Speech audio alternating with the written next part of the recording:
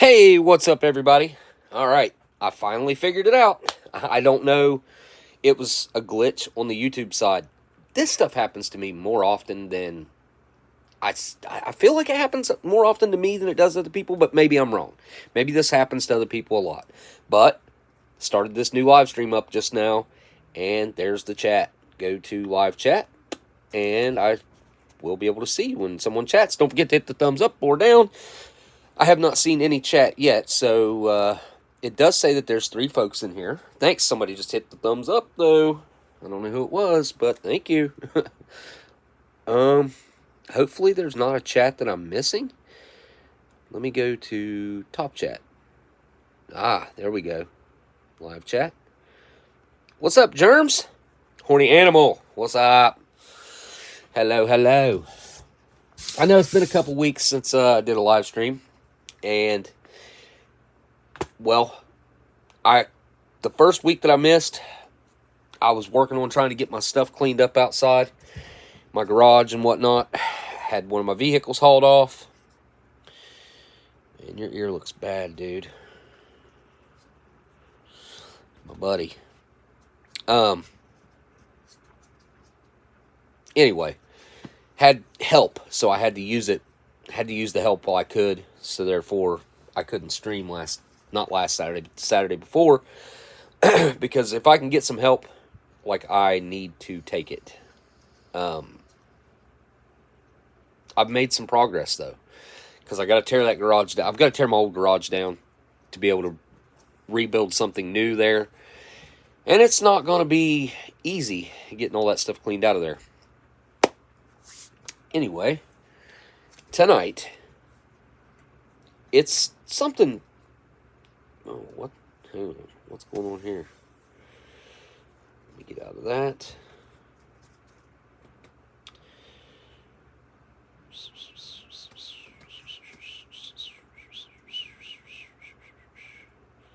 Okay.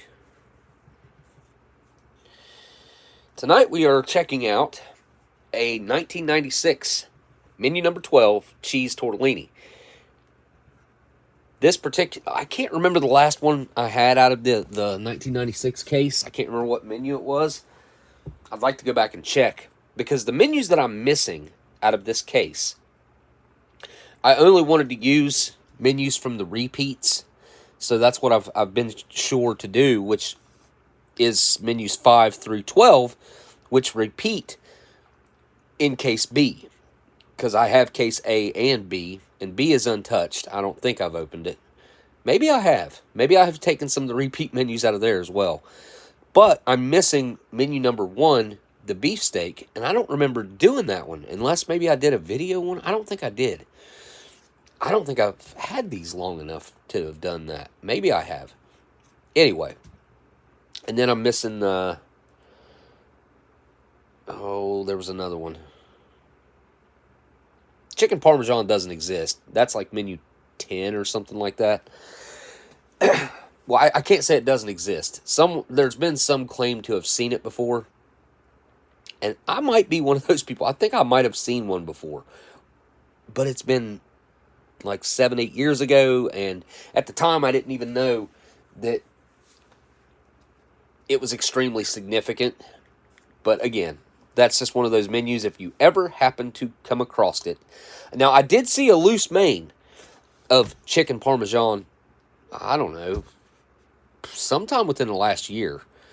And it was old. I mean, it looked like it was from 94 to 96, somewhere in that range. I can't remember where I seen that at, but it was just the loose main in a box that said chicken Parmesan on it. I saw it on eBay, but I can't remember why I didn't buy that thing. I should have bought it. Okay. Anyways, let's see what we've got going on here. So, 1996, a lot of you folks probably already know this. And do I have? I don't think I've got a... Oh, surely I do.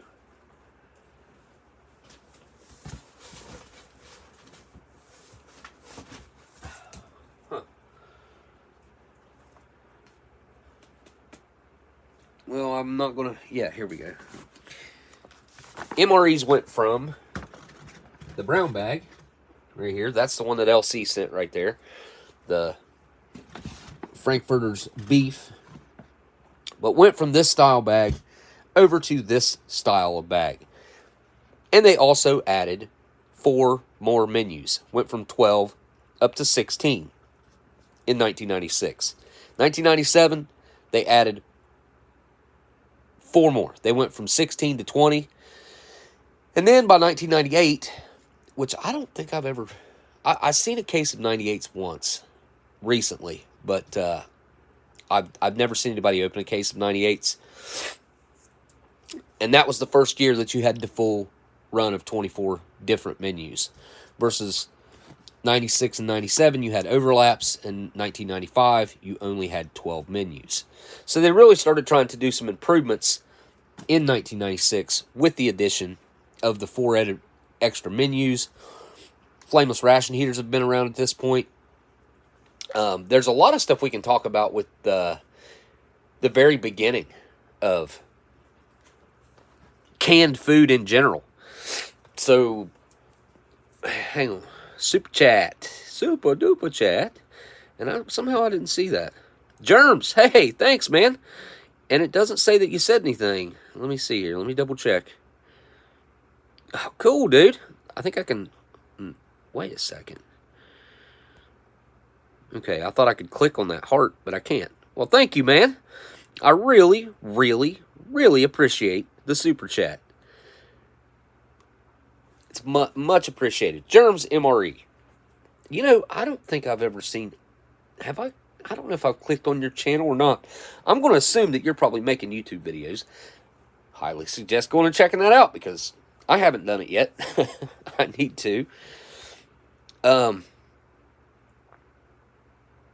Hey, what's going on? Daniel is here under the name Renee, obviously. Can't believe you never got your original account figured out. That sucks. Okay. Going back to my original thought of... Okay, how do I get out of that? The canning process, which is basically what a retort pouch is a flexible can.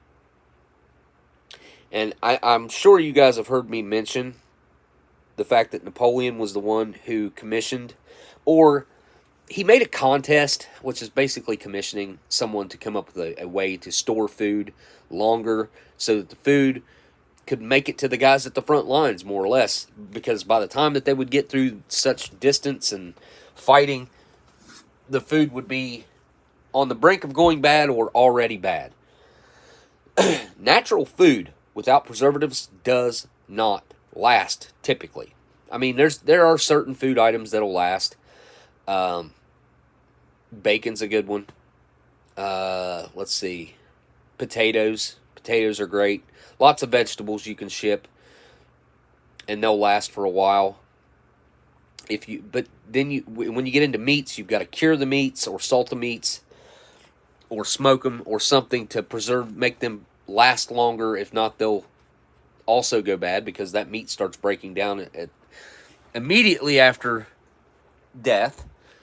Same as us. I mean, within the first seconds, we're already on the downhill. So, the decay, I mean. Napoleon came up with this contest, and I want to say it was the equivalent. I think the prize was like 10,000 francs or something, which I think today the equivalent would be, I want to say $250,000. It's been a long time since I put that information together. But I learned some pretty interesting facts about Napoleon. I learned these rather recently. It was, I don't know, something pretty recent.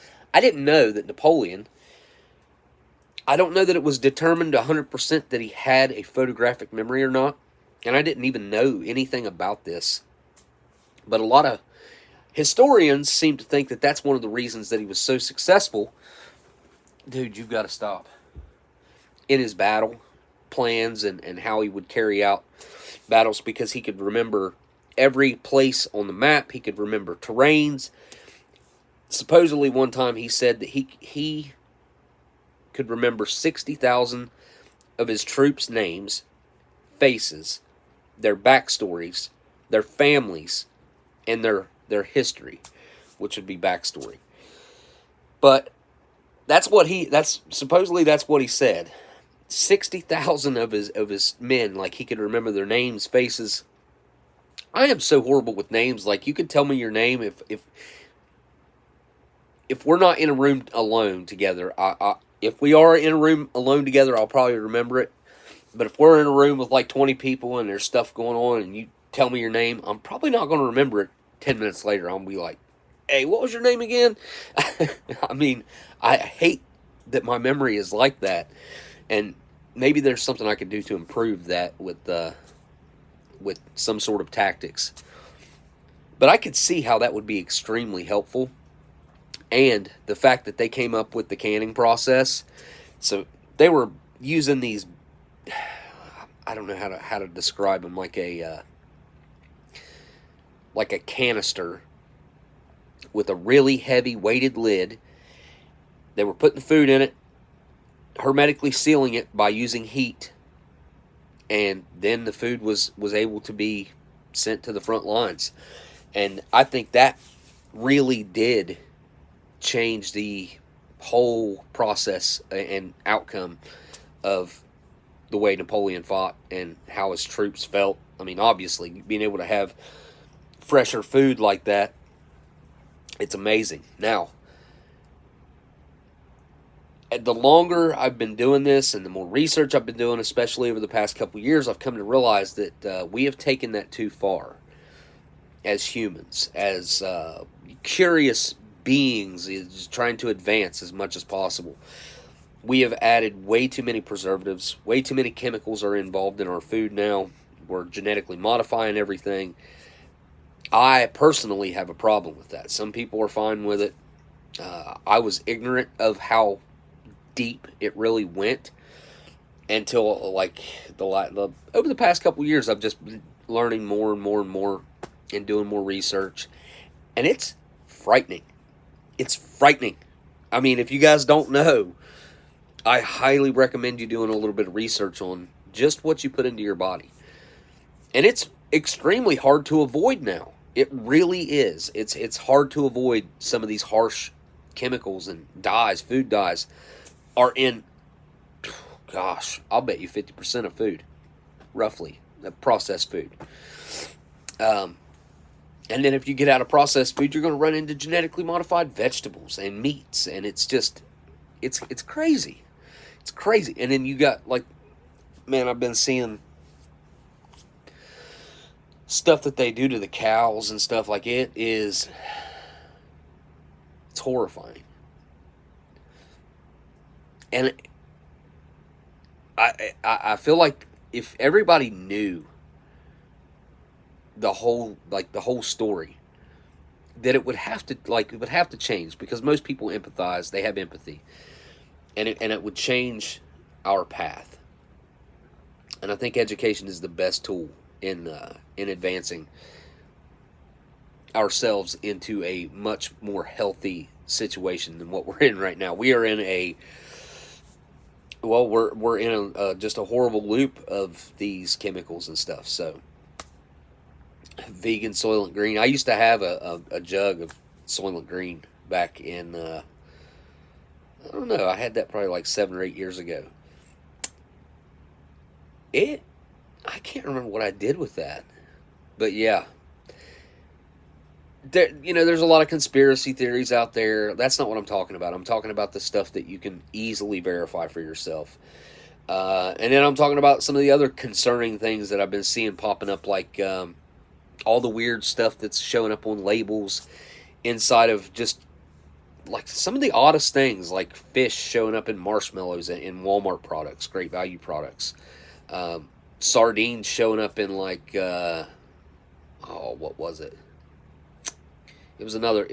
This was all great value stuff where fish products were being found on the labels in food products that like absolutely should not be in there. You know, eating a few random bugs here and there that fall in while food's being made or processed, I don't really have a problem with that, because as long as it's cooked properly to the point where it would kill any sort of parasite or anything like that that could possibly be in there, then there's not a whole lot of harm in that, especially if it's like chopped up extremely small and then cooked well. It's going to happen, though. That's my thing. Now, if it's done intentionally, then yeah, that's a problem. But if it's like an accidental thing, then yeah, I don't see a huge problem with that. So yeah, I'll bet a lot of people have probably seen that, Daniel. A lot of people have seen the weird fish. Well, it's just right. It's right on the label. It's right there in the ingredients list. And it'll say, what does it say? One of them said contains tilapia. One of them said contains sardines. Or I don't know if it said traces amounts or whatever. I don't know. But again, that's one of the more harmless things that we're talking about here. Like when you start getting into a lot of the other stuff, it's crazy. And having food sitting in front of me that I can eat, that is, well, hopefully that I can eat, that's 27, 28 years old, it, on one hand, can be concerning, but if you really look into it the way I have been recently, I would 10 times rather eat this 27-year-old food than food that was produced in a retort pouch or something you could buy at the grocery store yesterday. I would rather eat this old food. It's safer. It's safer in so many different aspects. Which is kind of interesting when you start thinking about, like, we're supposed to progress. Things are supposed to get better. We're supposed to improve. I don't know that you can say that we've really done that or that we're doing that. And then you got to ask yourself, like, why wouldn't we be improving? There's got to be something more to this story. And that's where you get into the conspiracy aspect of it. So, again, I think that's where education comes in the best. And I am nowhere near as educated as I would like to be. But I have spent quite a bit of time learning here recently. Especially here recently, I guess I should say. And again, I was just ignorant to a lot of the facts that are out there, that are publicly available. It's pretty crazy. Had canned pears that was more than 10 years old when you was a teenager. If those canned pears were stored properly, they probably should have been fine. As long as they weren't like sitting in a windowsill, like I'm standing next to a window. Like as long as they weren't standing in a windowsill and like one side of the label was all faded, because then it would have been heating up inside the can, and then at night cooling back down, and then heating up and cooling down, and going through that process. And that's really where you get into a lot of the breakdown. It activates the enzymes in it, and the enzymes start to break down the food, and it oxidizes, and it goes through all these different changes.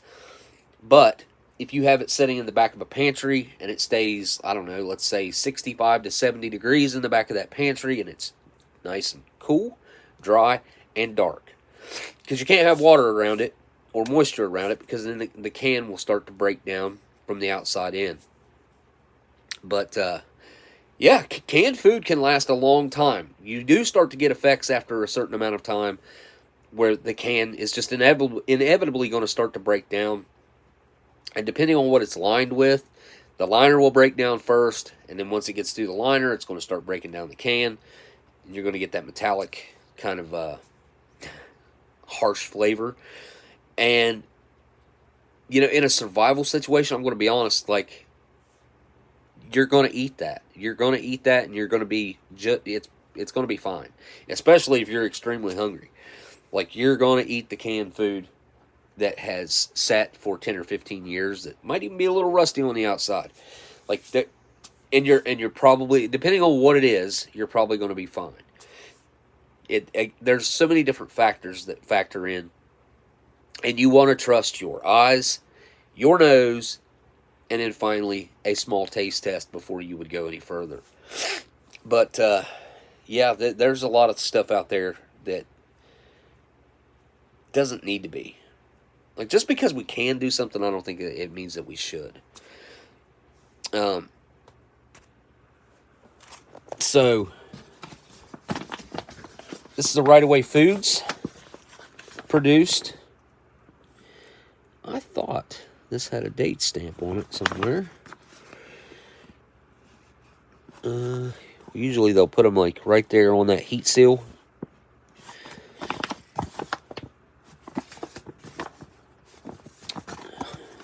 I mean, I know that I guess they didn't start doing that until a few years later, would be my guess. I take that back. I have brown bags that have that exact stamp on them. Actually, I think I looked for one on the one that LC sent and it didn't have it because I had to ask her what year it was, which it turned out to be a 1993. Let me pull up.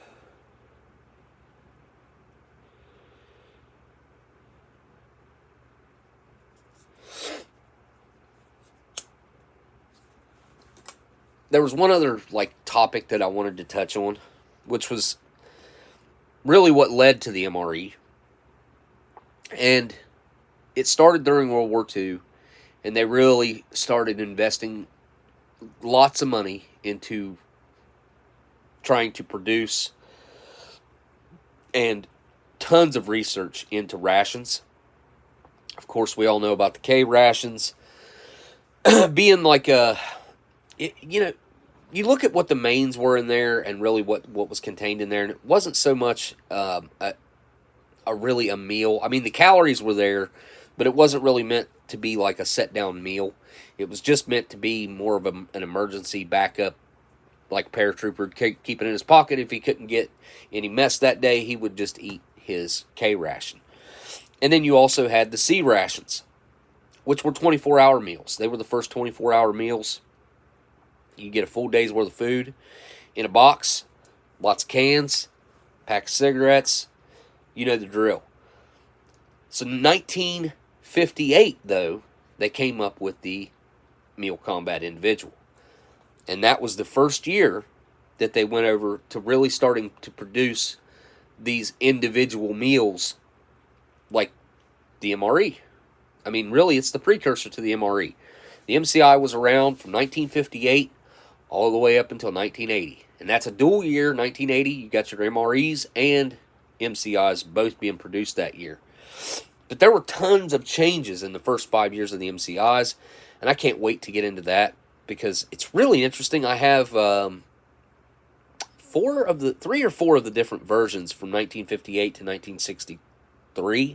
1963, they were fully on point with their design, and it stayed more or less the same from 1963 all the way up to 1980, outside of taking the cigarettes out.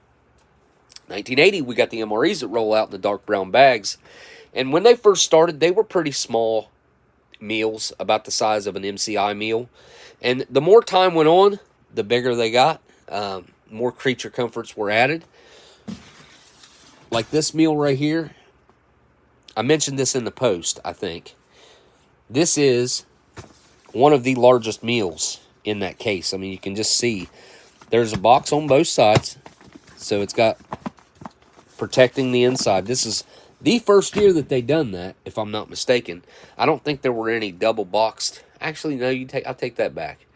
They might have started that in around 87. I'd have to really dig through my MREs and see what year they did start that. And I hate the fact that they stopped doing it. I need to create a post real quick. Okay, let's knock that out. Totally forgot about it. Oops. Cancel. Share. Copy link.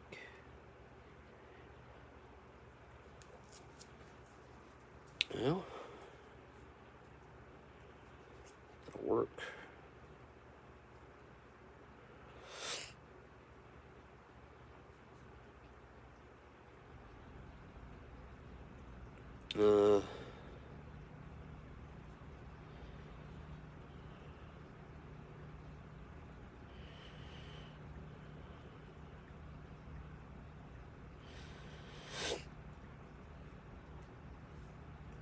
Alright, I'm going to do that, and I'm also going to go and eliminate that live stream from a few minutes ago that's not even showing up. What the heck? Huh. Isn't that weird? Look, there's the list, and the live stream that I did just a few minutes ago did not show up at all. Huh. And then the LRP 25-year-old beef and rice, menu number 8. There's a 21-second live stream there. What is going on here? This is weird. Let me make this private as well. Oh, I already did. Huh. Okay. All right. Well, I guess I'm done with that.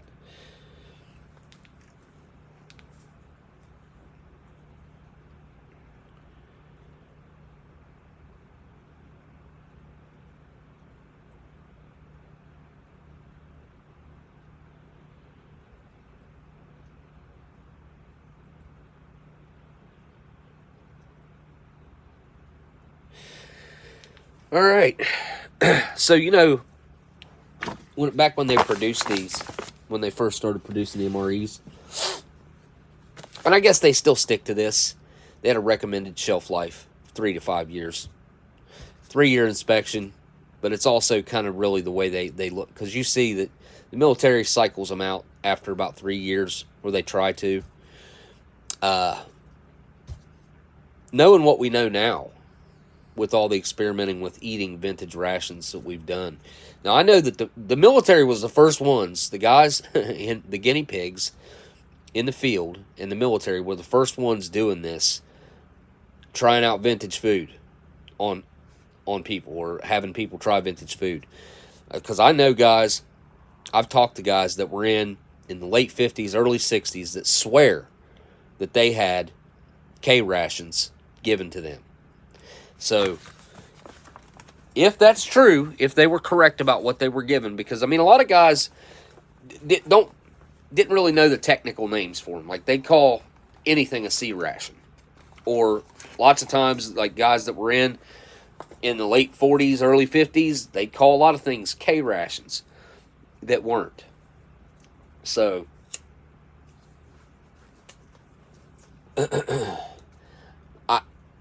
I take those stories with a grain of salt, but I do know for a fact that the military was feeding vintage food to guys, what we would consider to be vintage, 10 to 15-year-old food, back in the 50s. That was most certainly happening. And I can't even remember who it was now. Talked to a guy that he worked in one of the like storage rooms, the storerooms, and he would give out supplies, and he would give out rations, he'd give out tools, just whatever anybody needed.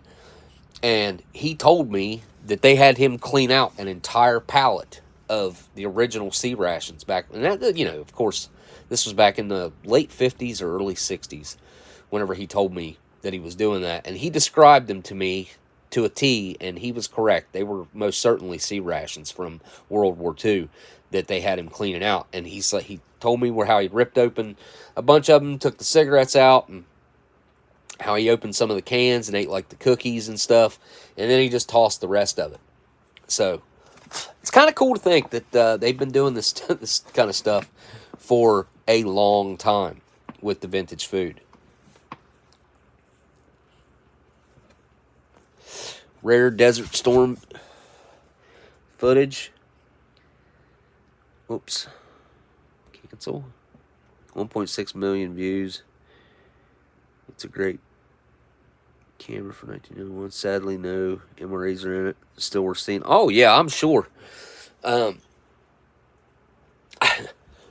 I've seen some of the footage come back from, some of the footage from the 30s and 40s and 50s. And a lot of this stuff was shot in color. I don't know why they keep it black and white the way they have or the way they've done over the years. But a lot of that footage, not remastered and color added, that's not what I'm talking about. I'm talking about it was shot in color. And I've watched some of those videos, and I've also watched them where they've enhanced it to HD. I don't know how that it really works, the rendering and how it goes through and kind of enhances to make things a little more crisp and fluid. I don't know. But I've watched some of that footage, some of that military footage, and it's freaking amazing. Really good stuff. Let's cut open this 1996 and see what we got.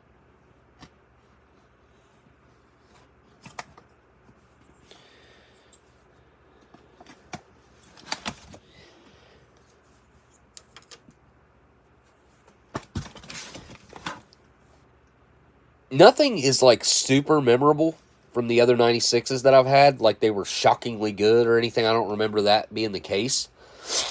Or I would certainly remember that. So I think it's just absolutely awesome to be able to go through these and eat, hopefully all of it, but most of it, I would hope, will be edible. I'm going to have to pull it out item by item. First off, we have awesome applesauce. Ingredients: apples, corn sweetener, so corn syrup or sugar. Oh, they used corn syrup or sugar. Water, and we got some ascorbic acid. Which, come to find out, is not really just that vitamin C additive that I used to think that it was. That type of ascorbic acid is actually not good for you. What's next? We have a beverage base powder cherry flavor. Nice. Super duper red, I'm going to bet. And there is no ingredients list on this one. Nope. Too early for that. 1996 was too early for that everything to have an ingredients list. What's next?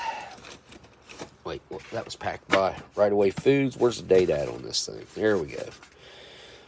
145th day. I don't know if y'all can see. Yeah, you can see it. 145th day of 1996. And it's only 4.5 ounces. Uh-oh. What? We got a pound cake. Cool. And it's a vanilla pound cake made on the 65th day of 1996. This would have been the 4th year for them. Let's see. 93, 94, 95, 96. Yep. 4th year for the pound cake. Those started in 1993 along with the flameless ration heater. Next up, we've got our partially biodegradable MRE spoon. Now, if you were to find a plastic spoon laying around from 1993 or 96, like, you probably couldn't do that with it. It would probably break. Like, these spoons are really well made. They really are. There is our clear accessory pack. Take a look at that here in a second. What else we got in here? Something good. Something. Yes! Peanut butter. Nice. I don't know why I thought this thing had cheese spread in it. I was dreading it. I didn't want to eat it. And we've got us a immaculate looking pack of crackers. Love the way that super thick tri-lamination packaging. It's just got a weird feel to it, man. I don't know. The way that plastic on the outside's like really smooth and stiff. And then you've got that brown coated aluminum foil. It's nice. Super nice. Put our crackers right there. Put our camera down some more. Oh, cool. we've got our little nutritional page here. If anybody wants to look at that, you should be able to pause the live stream, I would hope. If not, if you're watching it back, you can watch it back and pause it. Top performance, energy, food. There you go. I'll just put that over there. What else we got? Ooh, wow. Look at that flameless ration heater. That is a good looking flameless ration heater, if I say so myself. Huh. We're actually going to try this thing. I'm not going to heat my food up with it, but I will see if the flameless ration heater will work. With any of the like 93 all the way up to 90, 98, 99, roughly, with particularly these cardboard inserts like this, even when they were brand new, if guys just added water to them only, it would take 7 to 8 minutes for it to really kick off and start. I don't know why such a delay.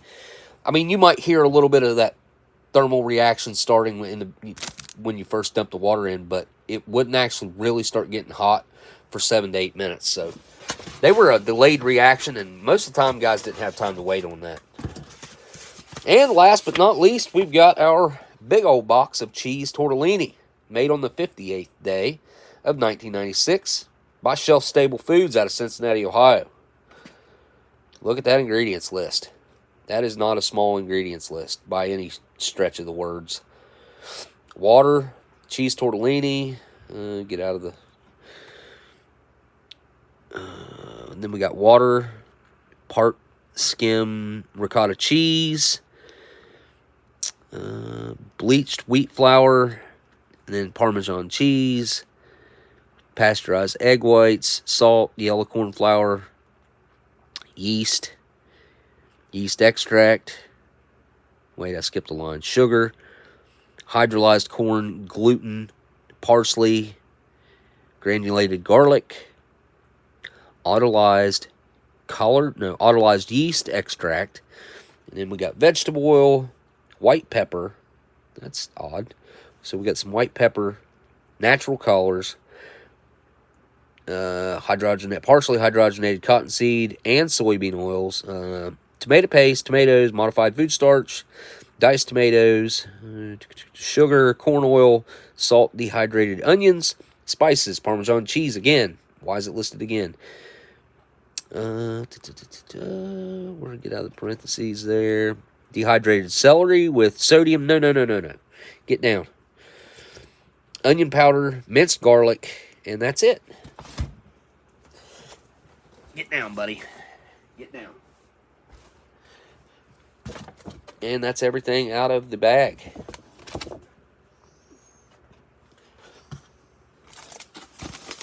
Try that out here in just a second. And there's everything except the accessory packet, which we will cut open and take a look. Take a look in a book. Reading Rainbow. So first off, we've got us a nice little glass bottle of Tabasco. Not too dark. It actually looks very normal, if I may say so myself. Looking good. Put that right there. We have got our always faded Chiclets gum. I don't know what it is with this era, but if you find some gum from, let's see, 93 to 97 that isn't faded like this, I want to see it. I swear I'll bet it looked like that when it was brand new. Oh, and we got some red Taster's Choice that is no longer solidified in there, so we know what's going on inside that. And all I got's a cherry drink other than that. Oh, man. There's our cream substitute dry non-dairy. I got other coffee here. I'll use a different coffee if I have to. There's our iodized salt. Going to be 4 grams net of that. Nice looking 6-gram pack of Domino sugar. This is kind of an odd looking pack, long. It's a little different. I like it. I like that packaging. I like packaging. Vintage packaging. It kind of has like a nostalgic look to it. Domino brand is really a iconic brand, so it's got that nostalgia factor. And this is one of those years with those weird red moist towelettes made by NIPC. I thought it said NPC for a second. Non-player character. And we got us some matches. It's going to be kind of like a faded light green pack with black matches with white tips. Strike on back. Obviously going to be made by the old D.D. Bean & Sons. And last but definitely not least, we've got the United States issued butt ration. Napkin, paper towel, whatever you want to use it for, we'll call it.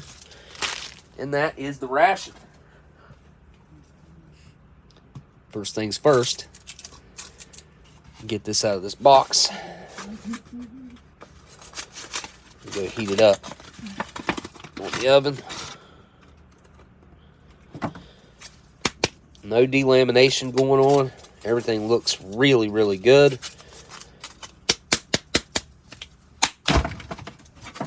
Pretty cool feeling. 215-11 SSF. I'd like to know what that stuff means. There's a lot of stuff encrypted on that thing that has to mean something. Alright, I'll be right back.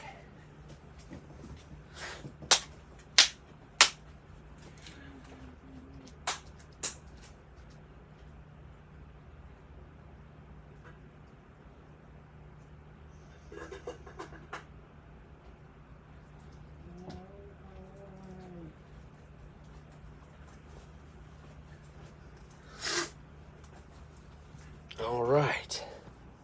Move all that stuff over there. I can't believe this had a pound cake in it. I'm almost positive it wasn't supposed to have a pound cake in it. And I just had an idea. We're going to try something with this pound cake. Put it there. Applesauce. Crackers. Peanut butter. Peanut butter. Spoon. There, open spoon. I've only got a couple spoons saved up here. Just a few. Not very many. That's only one of my cups of them. I've got 3 cups full of spoons here. All right. Let's get started with... I want to get that out of there at like 40... when the clock says 45 minutes. All right. Now, typically I would make this right now, but I ain't doing that. I am going to go boil some water to make some coffee. Whoops. Man, I haven't used that thing in a long time, ever since that Palestine happened up there, and my water became unusable here in West Virginia. All right, we'll do a cup. Go heat this up, and then I'll use the sugar and the creamer from this, but I'm sure that coffee, we'll take a look at it, but I'm sure it ain't gonna be no good.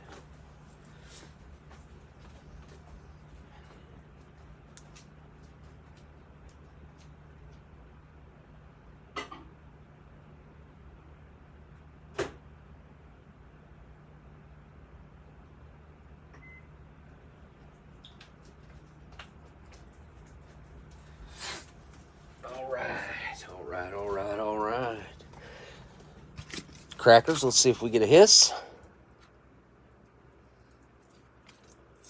Yep, we got one.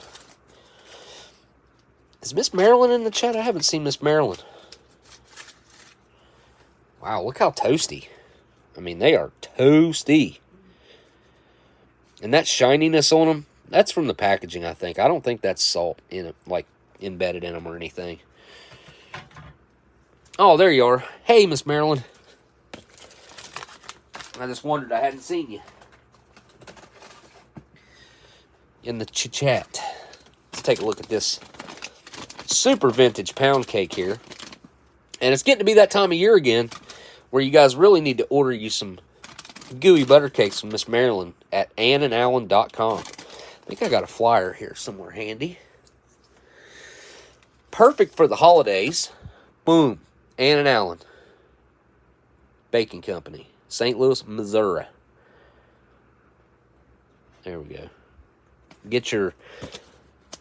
Go ahead and just start thinking about what flavor out of the 70 plus, I don't know how many exactly she's got now, maybe more than 73, that you're going to order for Thanksgiving. Impress your friends that you know the lady that makes these famous gooey butter cakes. Get yours today. Or at least order them. Because they'll keep. Like, you can order it right now and put it in the freezer. Or you can just order the box and make it yourself. Look at that crystallization on that thing. It's not really, I don't know. It doesn't really look like it crystallized too much. Oh my gosh, that smells amazing.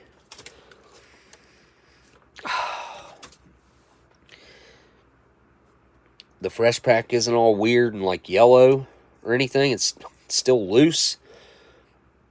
I'm surprised because usually these pound cakes go weird and like they smell off usually. Just, I'm going to assume because of the fats and butters that's in them. All right. Let me go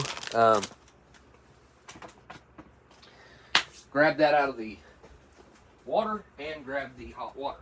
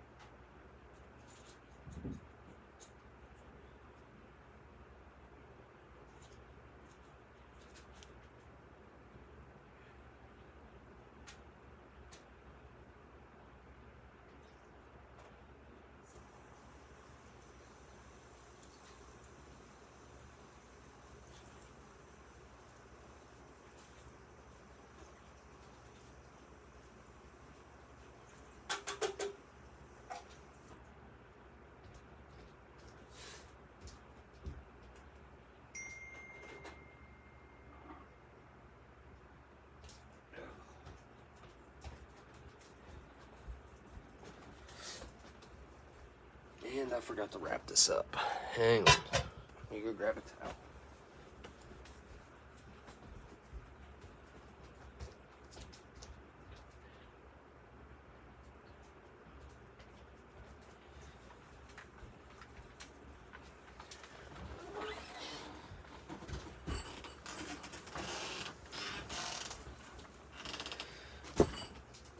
Okay, coffee time. Tim Tam cup. Actually, before I do that, let's get this flameless ration heater started. There we go. Just curious whether or not this thing's gonna work or not. Probably will, judging by the way it looks.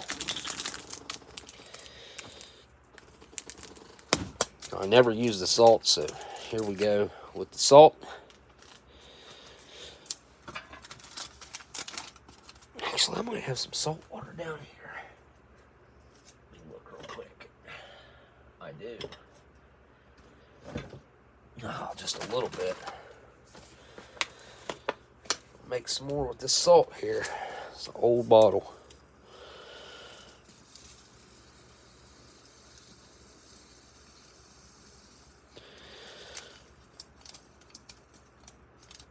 Oh, look at that. Nutritional facts. Huh. Serving size, 1/4 of a pack. How many? 390 milligrams of sodium in a quarter of a pack. So 64% of your daily value of salt in that pack right there. On top of the sodium that's already inside the rest of this stuff. It's a lot of salt, y'all. Lots of salt. And I've had to watch my salt intake because I've got high blood pressure. I've had high blood pressure. I've been doing a lot better with it, but I did have a little bit of an issue with it there last week where I couldn't get it to go down.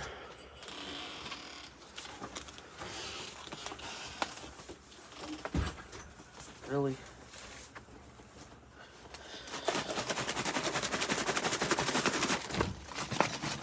Alright, that should be pretty salty, I would think. Hopefully, it's salty enough.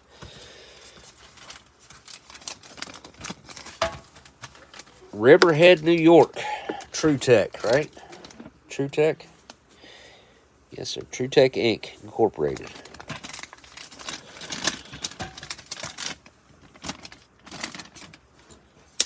Alright, here we go.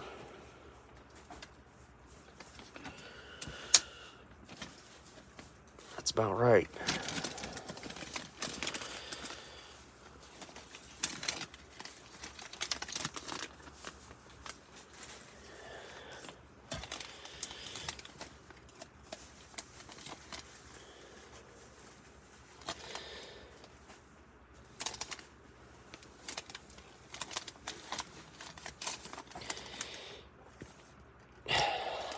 Know.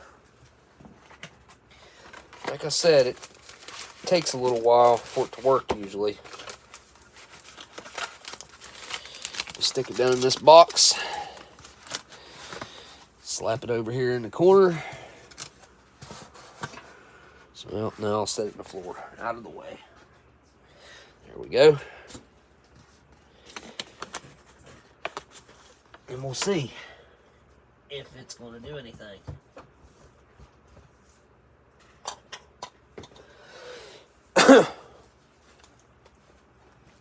Peanut butter. Give it a good knead. It actually didn't feel like it needed it too bad. Really felt pretty loose as it was. It's all natural peanut butter that you're getting in, especially these earlier MREs. I do feel like they've added something in the past, I don't know, 10 to 12 years. It's nothing major because, I mean, it still performs like just purely natural peanut butter. But there is something different about the new peanut butter versus this old, purely, fully natural peanut butter. I don't know if it's the peanuts or what. All right.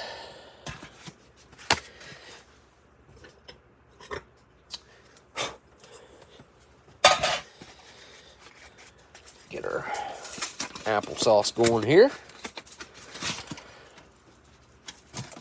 It's a good looking pack too. Not even a little bit of delamination. All right, timeout, guys. I'll be right back.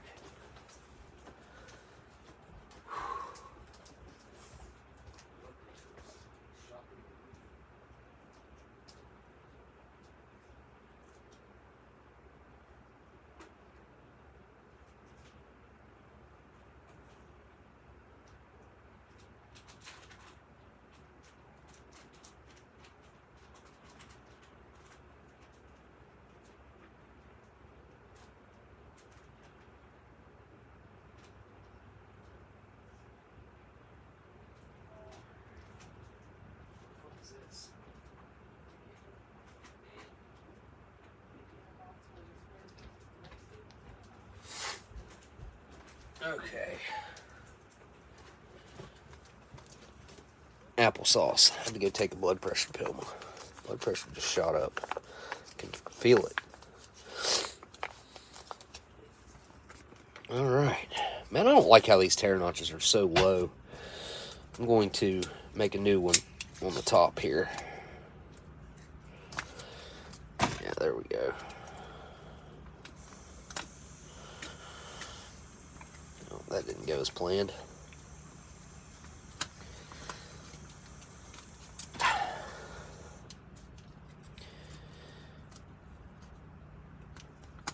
That does not look good. Look at that. That is some of the worst looking applesauce I have ever seen. Weird.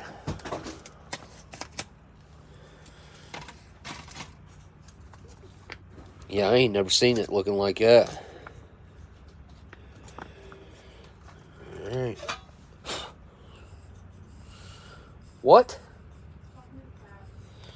Throw it out.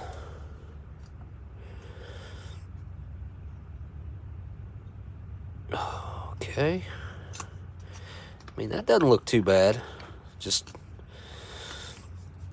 oh man, where it was sitting on that top, like, I don't know. There are parts of that I don't like. Oh no, it's going right across that.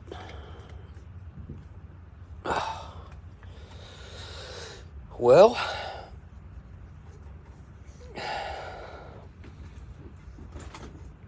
I don't know. Let me go get rid of this and clean my knife real quick. Be right back.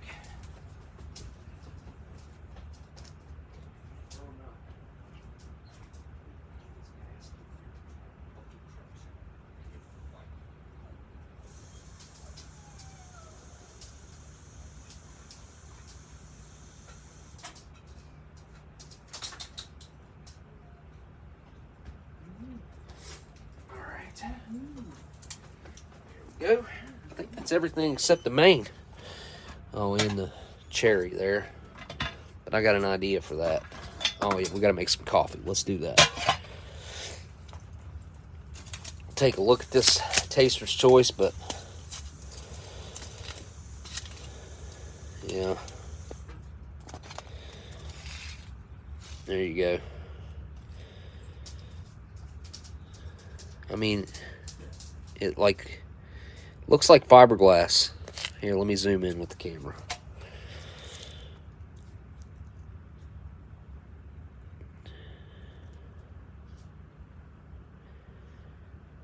It's weird. Super weird.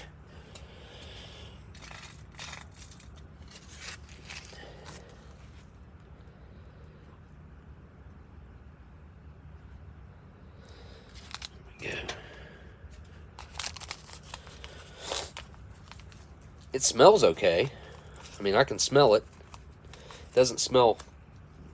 I've smelled some coffee that actually smelled bad, and that's not like that. It smells okay. But I've got...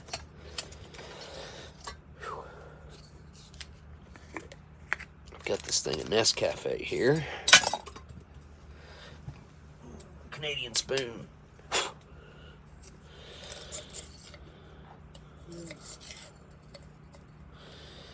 I think a spoonful like that's probably good enough.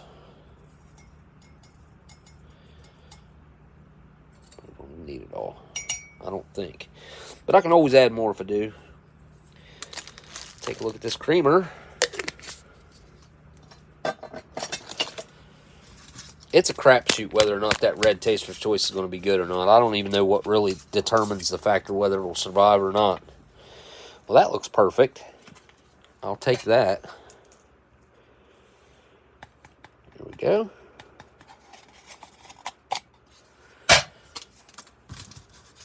And our kind of weird little long pack of Domino sugar.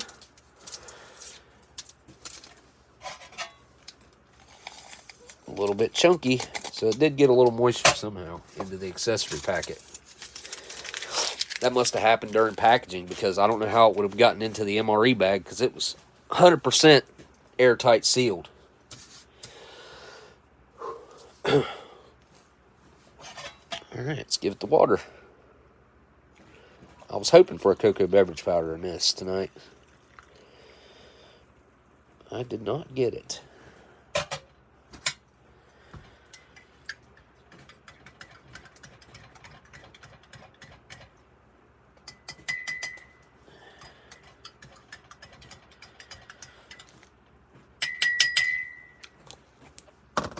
All right, set that right there.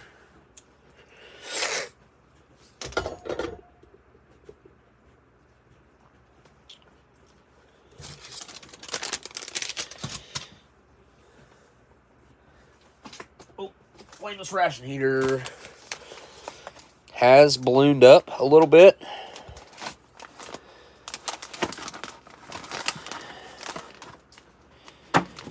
So it is warm, but it did foam up. I mean, it's warm. This would work as a hand warmer. Nothing crazy hot, though. I have had these flameless ration heaters get so hot that they'll burn you, like almost instantly when you touch them. This one seems to be getting hotter. Pressing it together like that is definitely making it hotter. Oh yeah. Yeah, it's starting to get pretty warm. Oh man. Okay. So that's what it needed. It needed to be kneaded a little bit.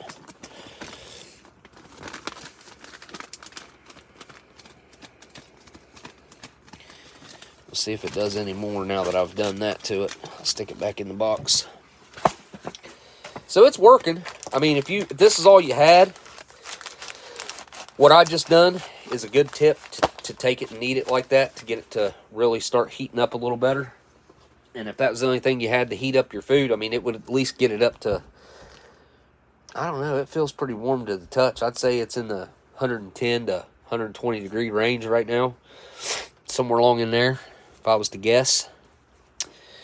All right, it's time for the main attraction.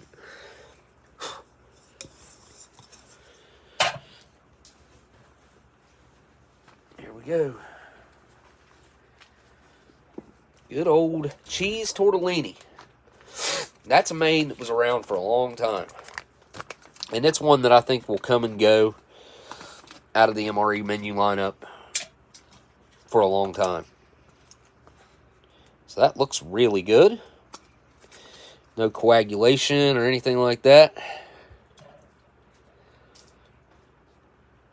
I can't remember what the year was on the last. I think the last one I had of a cheese tortellini was real fresh. I think it was like a 2019, something like that.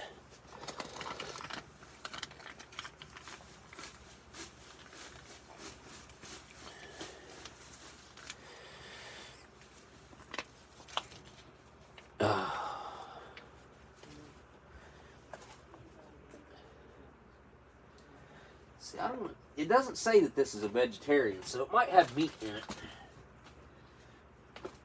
I don't remember if it said it had meat or not.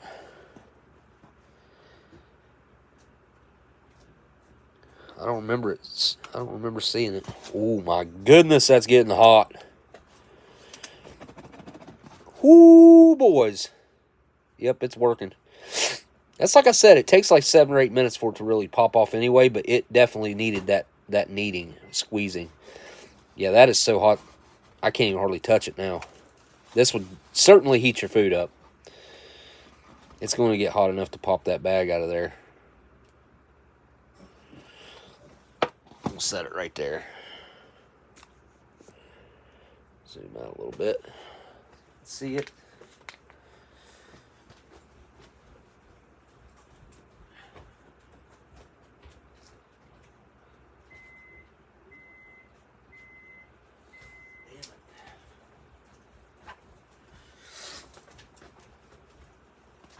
All right, time to give this a try. It's good and hot. Cut one open. Looks like a little ravioli. Looks like it's got that like ravioli meat filling. That's exactly what that looks like.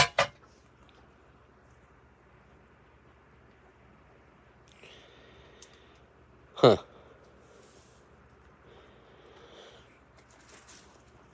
All right. Here we go. Down the hatch.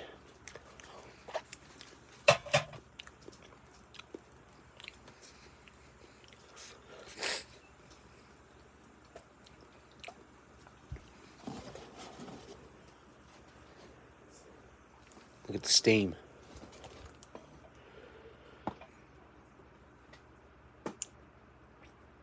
That's a smell I haven't smelled in a while. These vintage flameless ration heaters have a unique smell to them. Oh, it's putting the heat off now. Good Lord.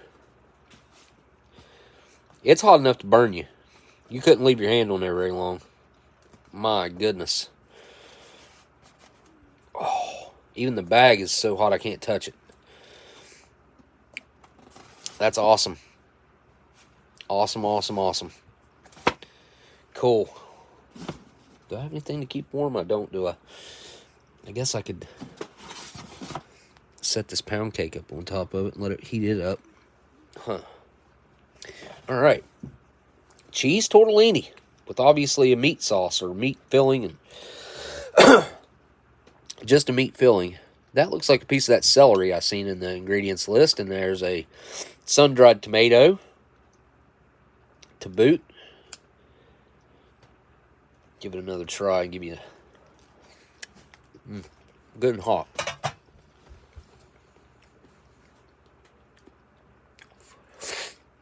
It's a little bit metallic, but nothing off-putting about it, really, other than the metallicness of it, the little metallic flavor. No weird feelings in my mouth. The tomato itself is kind of a, I don't know. It's got a slight bitterness to it, but it's smooth at the same time. It's kind of a strange combination of flavors.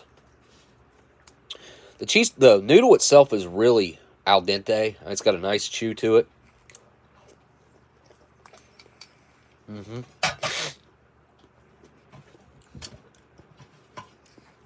I think these crackers are going to go really well with it.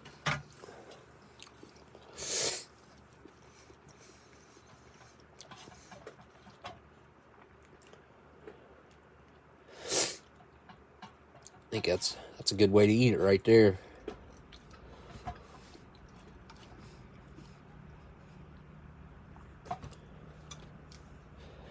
Give that a try.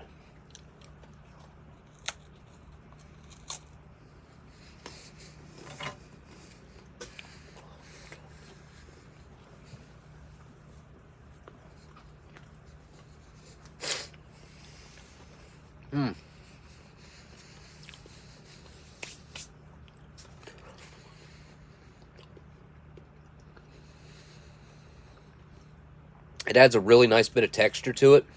I feel like it certainly needs a little bit of change in texture. I mean, sometimes I'm okay with just eating a whole bowl of noodles like that, but it's nice to have a piece of bread or something crunchy to go along with it. Yeah, that's nice. It's actually really tasty.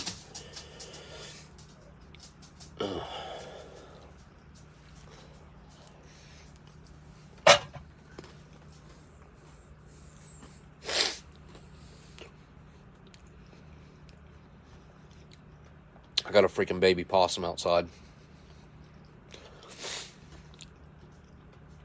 in a cage. I don't know what happened to its mommy. Been taking care of it.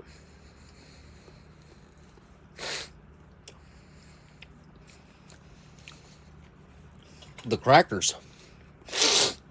I mean, this kind of overpowers the flavor, so I'm just going to try the cracker on its own.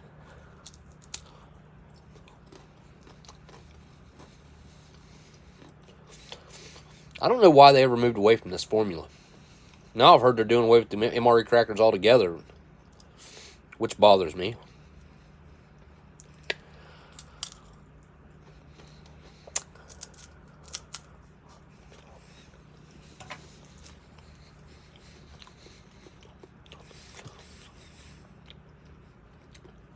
These crackers were still heavy with the malted barley flavor.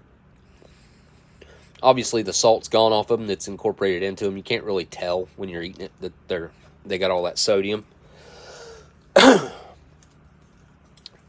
they're fantastic crackers. They really are.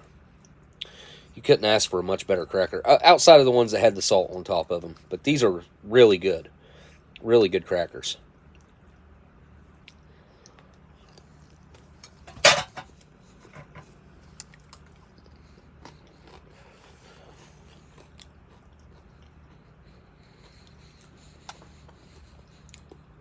And I just opened a thing of Tabasco.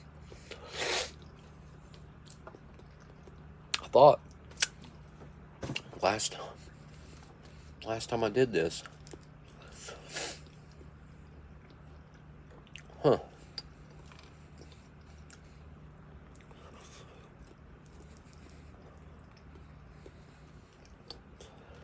Well, I don't know. Guess I don't have one open. I might have used up the last bit of it. I don't know. I don't think I did, though. What did I do with that?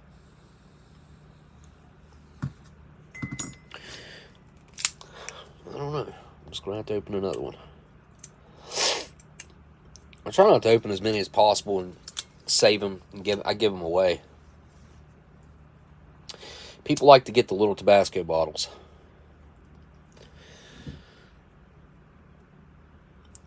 Now, I'm going to need to clear that out. There we go.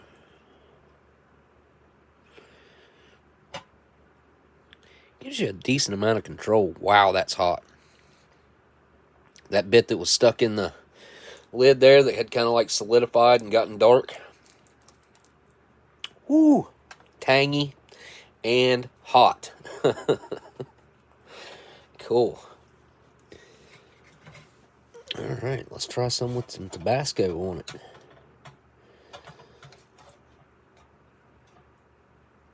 Alright, here we go.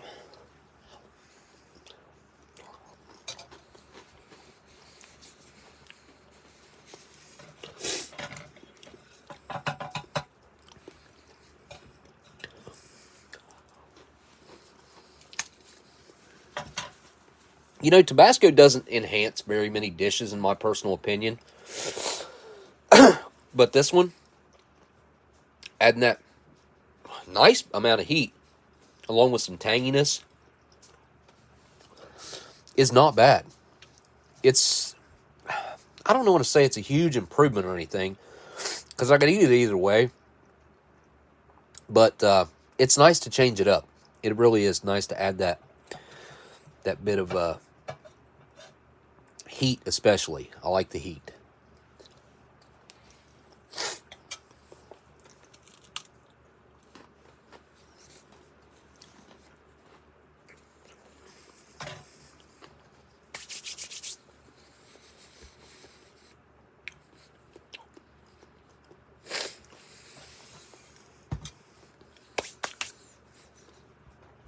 Oop.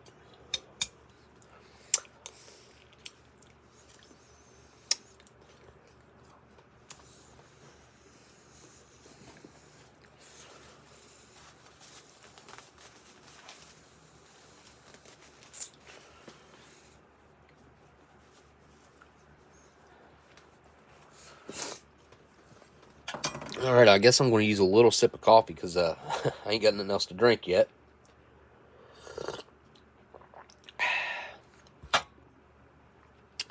Well, that creamer and sugar was good in there for sure.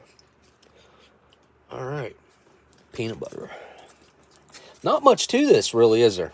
Peanut butter and crackers and the main, and then you got your pound cake and applesauce.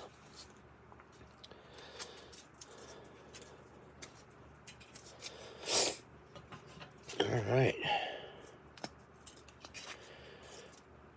Oh, that was a lot lighter in color than I had expected. I expected it to be a little more dark than that. Really light in color. Huh. All right, here we go.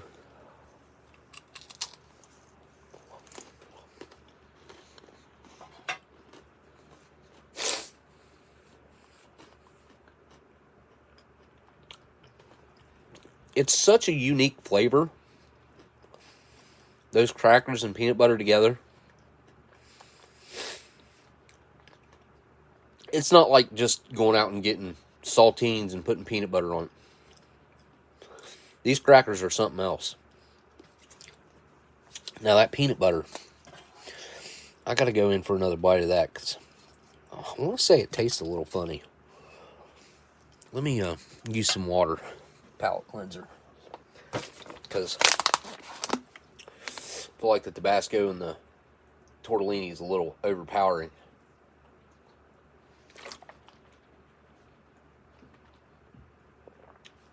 All right, I think I'm good now. Give it another try. Down the hatch.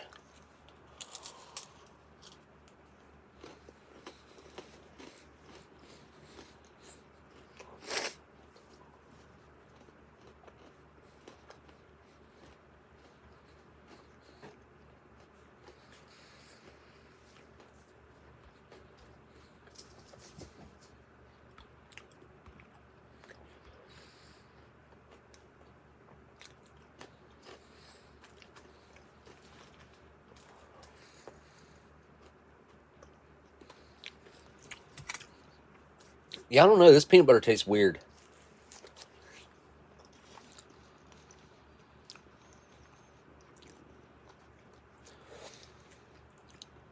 Huh.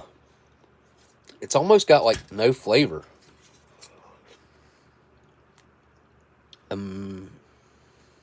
Ameripec Incorporated. Oh, it was made in California. No wonder it's got no flavor. I don't know, man. It's like it's a little salty. I'm picking up a little salty, and obviously the texture of the peanut butter, but it should have like a nice roasted peanut flavor to it, and it's not there.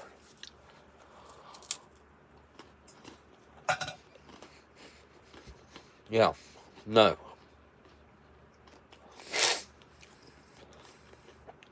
It even kind of tastes a little bit old. Like it's got that vintage MRE flavor.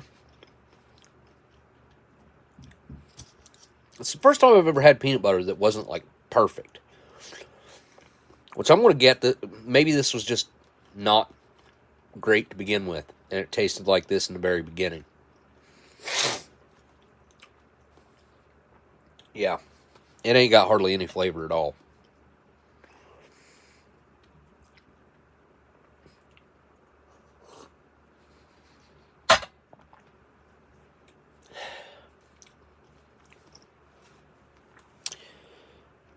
Pound cake's warm. Look at all that, like,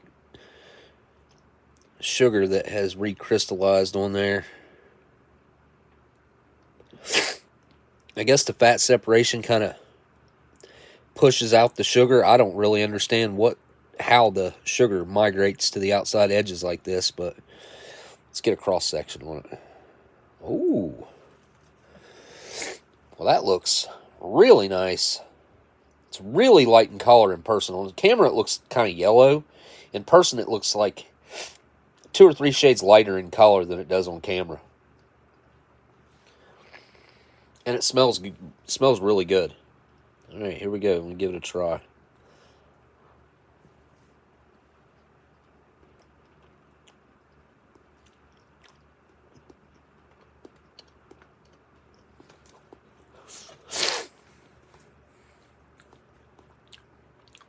Oh, man.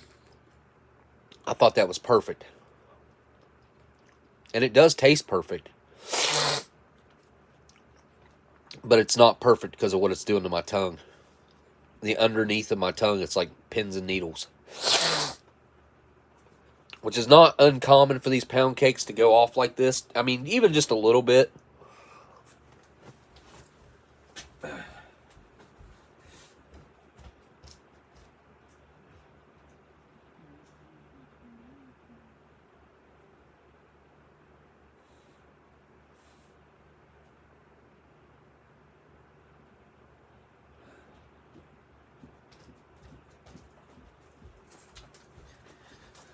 Well, you might have wondered why I saved the cherry drink.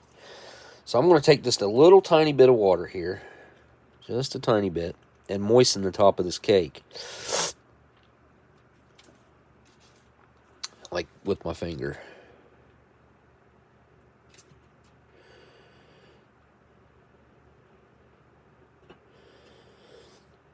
Just kind of like an experiment here. We're going to see if we can make us a cherry pound cake. Now, with the drink mix, I'm going to use my razor blade here, my little IFAC knife. I'm just going to cut a little tiny corner off of it. And we will see what happens if I put a little bit of this cherry drink mix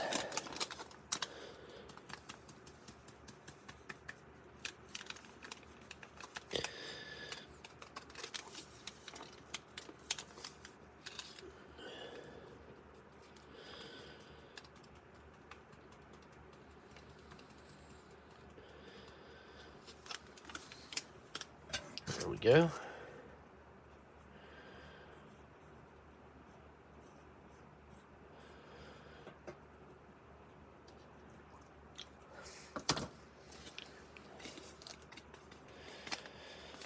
Try some of that on my hand.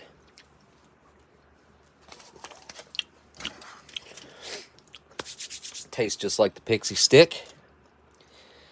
Well, there it is, starting to change color a little bit.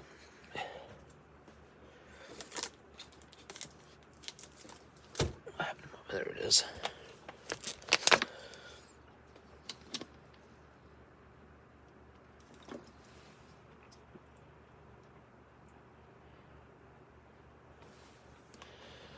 Boom. That kind of looks cool. I don't know what it's going to taste like, but we're about to find out. I'm going to take a bite off a piece of lint.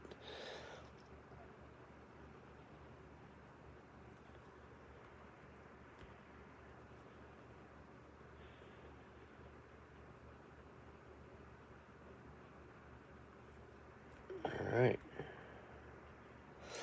Give it a try.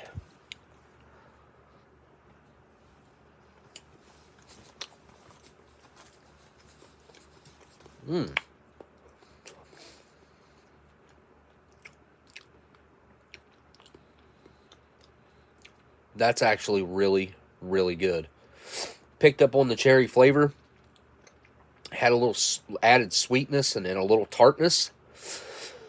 I feel like I could have added more of the drink mix on top of it. But overall, yeah, that's pretty good. Gotta try this applesauce, I reckon. As bad as that retort pouch looked, I mean, it looked rough. I ain't gonna lie, it kind of looked like poop on the edges of that thing. I mean, this doesn't look that... I mean, it's oxidized. But it doesn't look that different from other vintage applesauces that I've had. It's just what was going on in that retort does look different from other vintage applesauces that I've had. So I'm not just going to go crazy and dig in. I'm just going to like taste that little bit off the spoon and see what's up.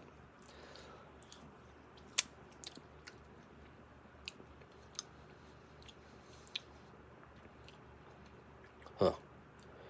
It's definitely started to go down the road of fermentation. It has that like tangy, weird booziness to it.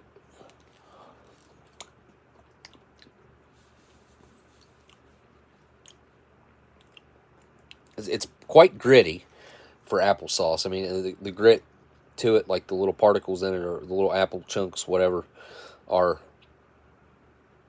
bigger than some other applesauces. But yeah, it's definitely got some weird, like, aftertaste going on there that's... I mean, it's not horrible. I'll eat it. I would call it barely sweet.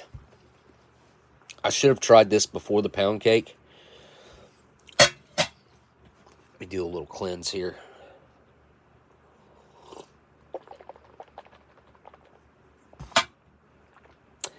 And I am a huge fan of aged applesauce.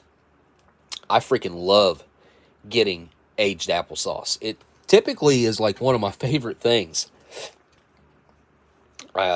This one is just a little off, a little weird.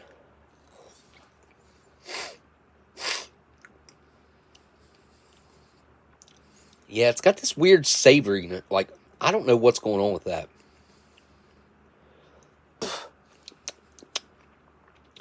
When I say savoriness, like, it's almost got like a meaty kind of aftertaste to it. It's strange. This is strange. I don't know why. It's also coating my mouth in a weird way. Not like I've experienced with most other foods that have been off. This is different.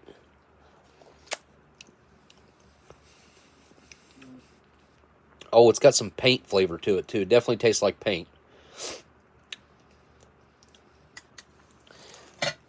Paint with, like, hot dog water in it.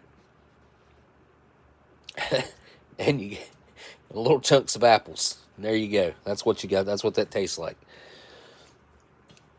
But even though it's kind of horrible, I'm not going to let the opportunity go to waste. To pile some of this nasty applesauce on top of pound cake and give it a try.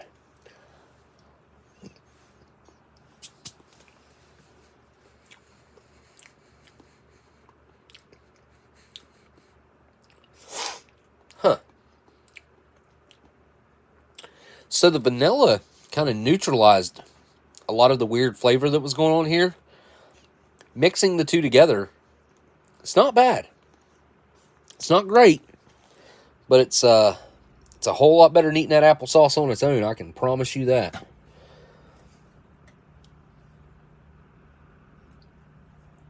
Try it again.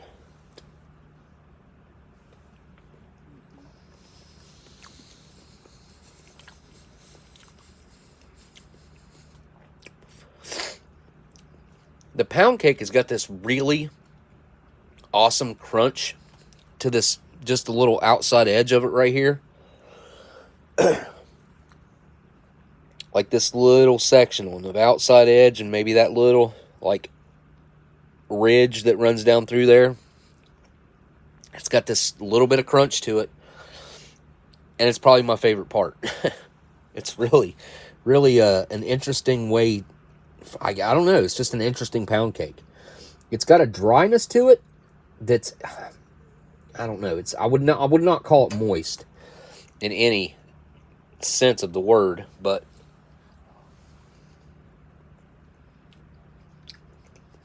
I wouldn't call it super dry either. It's like right in between. And it's certainly not perfectly preserved. I mean, it's got a weird rancid fats thing going on that's making my tongue have pins and needle reaction under my tongue. But it's not, I mean, it's not strong. It's in the very early stages of that happening.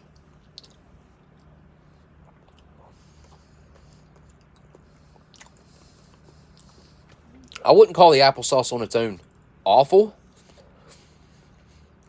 but I wouldn't call it good. It's a very unique, weird flavor that's coming off of this. Let me try it again just to make sure I'm right, because maybe I was wrong.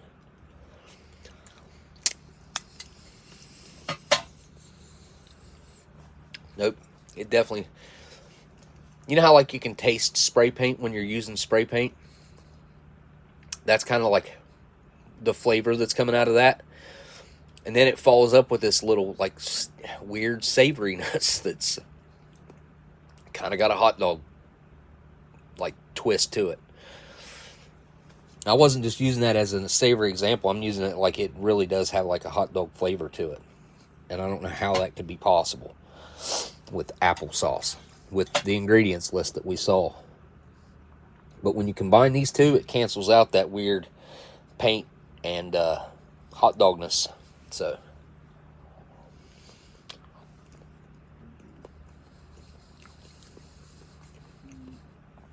That's some of the weirdest peanut butter I've ever had, too. I'm going to put a little bit of that on here. Yeah, that little outside edge right there has got a nice little crunch to it.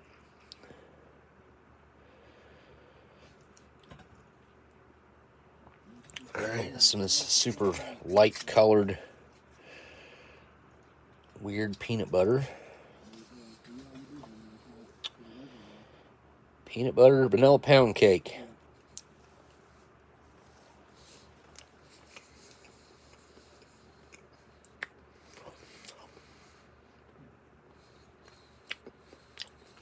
Ruined the pound cake. Yep.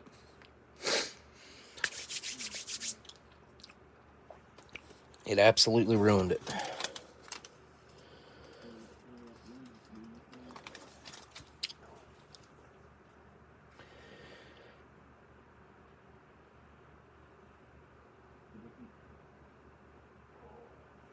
Alright.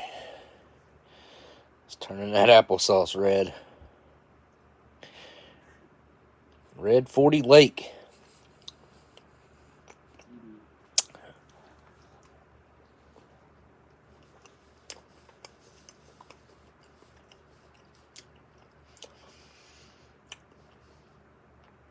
Wow. That was freaking amazing. That was the winning combination. Ooh. Totally changed that applesauce to give it a, I mean, that gave it that cherry flavor. Oh, that was so good.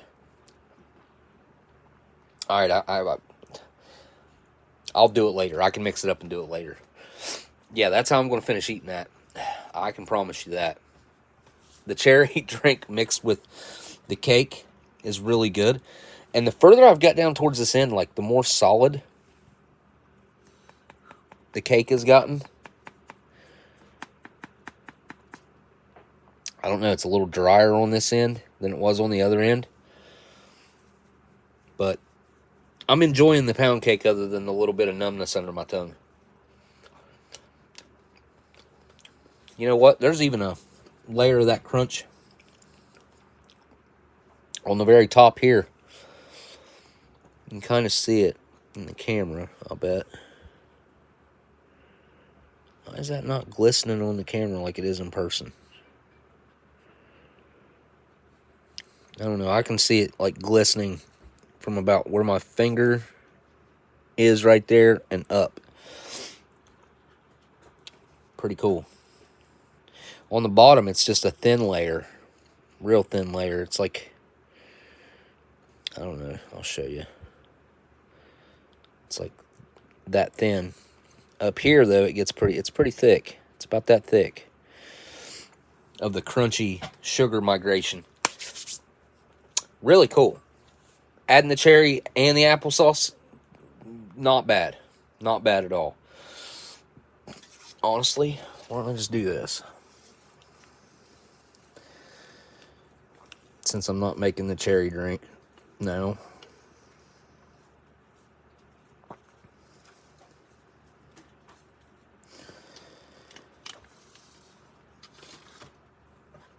How'd that happen?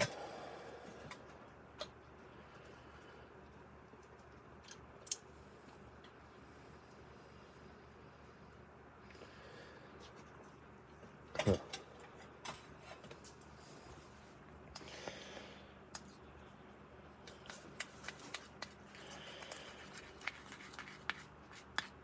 This looks like I'm mixing something up for Halloween or something.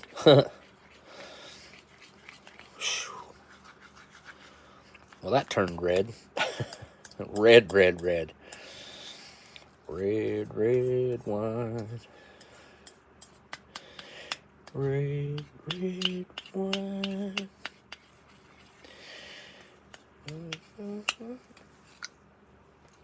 We had a deaf neighbor one time.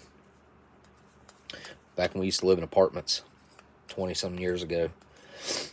And she wasn't completely deaf, but she was like, I don't know, I would say 85 to 95% deaf. She could hear a little bit, but barely. And she would rock out to Red Wine, whatever the name of that song is. red wine, I guess. Play it over and over and over. There wasn't other songs in her playlist.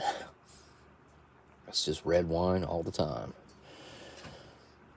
All right, I got to try this new mixed up applesauce here. All right, here we go. Red applesauce.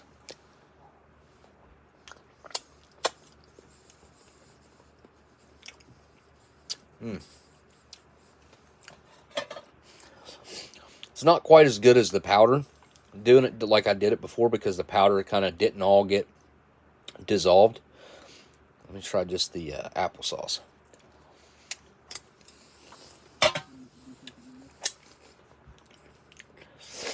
That certainly helped with the weird savoriness. The paint is still there a little bit. I like that though. Way better than what it was. The only problem with that is then you can't have your cherry drink. I guess I could mix up probably about half a cherry drink, roughly. So about, what about a 6-ounce drink? Is it 12, I think? Yeah, it starts out as 12.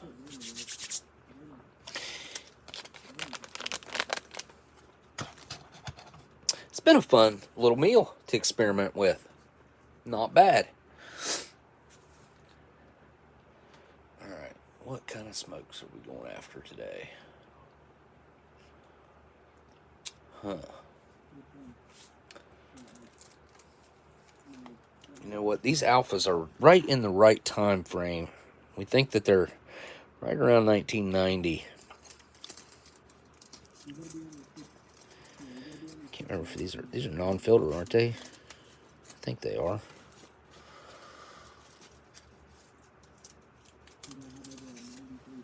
Yeah, there we go. So thanks to Delicious, I have quite a few packs of vintage international smokes. These ones are Italian, right? I think these were Italian. Yeah, Italy. The alphas. Not omegas, the alphas. 2 Daft spoons. The green ones. That's the only color I think I've seen those Daft spoons. I got no matches. Huh. What did I do with all my matches? There wasn't a thing of Tabasco. There it is.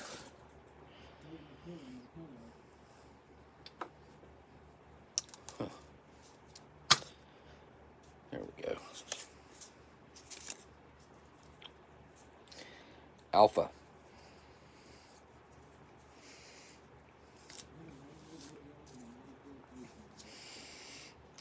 It smells like pipe tobacco.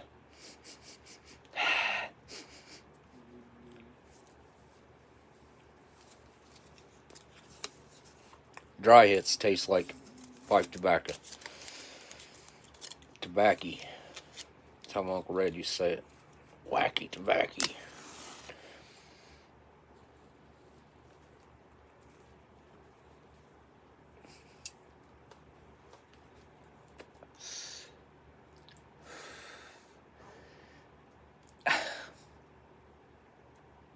I'm not 100% sure that that's the date. 1990, that would put these at what, 33 years old? I mean, these taste like they've been aged for over 50 years. Typically, to get this type of aged tobacco flavor that's so pronounced like this is, and it's super smooth, and it's got this, hang on. Like a caramelization, almost. It's borderline running like on a sweet flavor. These are really good cigarettes. I don't know if these were high quality cigarettes or if they were just using a lot better tobacco in 1990. This might have been a cheap cigarette, although it is a non-filter. I think that's probably, or it probably what I would think that it was a common thing in Italy. I don't know if they've ever moved over towards filters. Maybe they have, but I would think that they probably smoked a lot of non-filters in their history. I'm getting dizzy. Legitimately. The nicotine content in these has to be pretty high. And if you've ever tried to smoke pipe tobacco, like in a cigarette form, it's different. I'm not saying this is pipe tobacco. I'm just saying it has some qualities of the flavor of pipe tobacco and scent. But this is a very strong tobacco.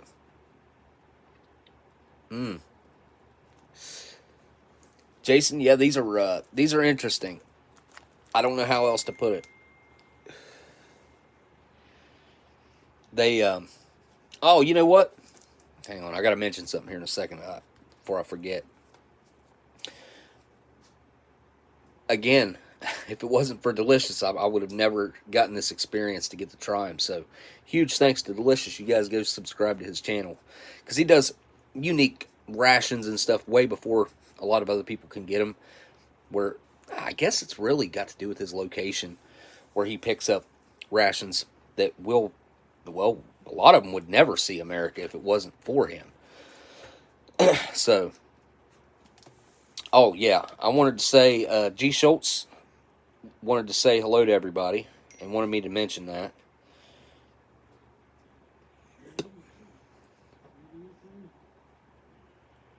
What?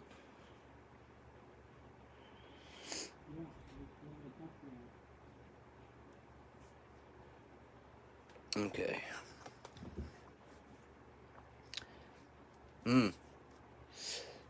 Multi-Magnum just said Delicious helped him out a couple times. He's an extremely easy guy to deal with as far as the MRE, inside the MRE community. I've dealt with him, man, so many times I don't remember. I would say 10 to 20, just a rough guess. And that's a big, that's a lot. That's a big deal. Like, he lives in Poland. That's a long distance in between, and and typically if I buy something from Delicious or you know, something like that, it'll take usually 3 months to get here.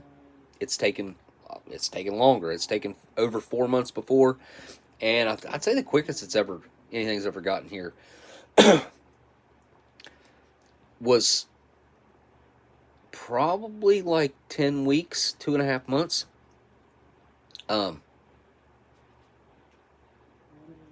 You have the option to pay for quicker shipping.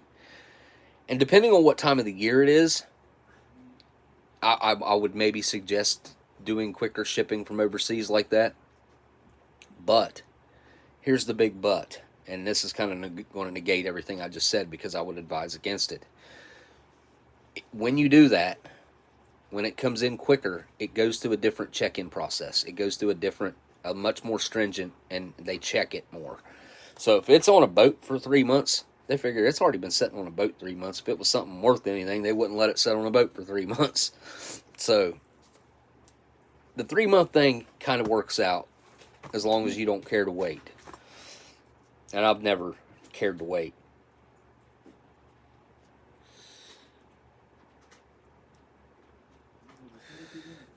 Are we talking about Delicious didn't know what Spam was? Oh, if you send him Spam and he said he'd review it, he'll do it. he didn't know what Spam was, huh? I don't know if that's a bad thing, honestly. I can't say that not knowing what Spam's like is a bad thing. We were in that abandoned, I think it was an old coal mining village in Pittsburgh, outside of Pittsburgh, for the TV show. And we had already went through, and we didn't know that was going to be what made the show. We were just going around and seeing what kind of food items we could find, because the people kind of just up and left a lot of their stuff behind. I found some ketchup that was pretty old. I would say I think it was like 18 years old, but it was unopened. But I also found 2 cans of Spam, and it was amazing. Like, one of the cans was rusted, and it rusted like all the way through on the lid. And this other can was sitting right next to it. It was underneath the pantry, and it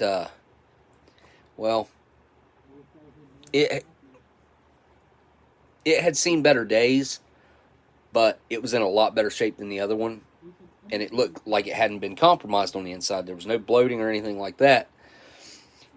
And the field producer, Christopher, at the time, I was like, I want to try that. And he's like, no, you can't try that. It's like, it's meat. And I'm like, I know, but dude, I think it'll be all right. And I finally talked him into letting us open it up and cut a piece out of it. Oh, I can't remember what the date was on it. I want to say it wasn't old enough was the reason why it didn't make the show, I think. I want to say it was like from 2004, 2006, somewhere in that era. I think might have been 2002, somewhere from like 2002 to 2006. And it, like, surprisingly was perfect. There was nothing wrong with it at all. I was a little shocked because I thought it was going to be bad based on the outside of the can, and the other can that was sitting right next to it that was certainly bad because it had rusted through. And that one, it had a little bit of damage and a little bit of rust, but it was pretty cool to get to try that.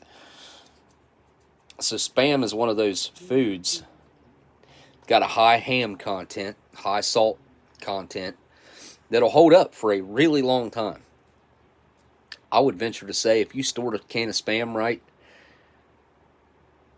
I would say, or what's the other one? It's the other canned. It's not ham, but it's canned. I want to say Hormel makes it. I can't remember the name of it right now.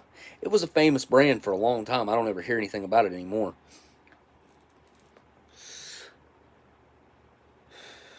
I know Hawaiians are huge Spam eaters. And I didn't know that it was so big in Alaska.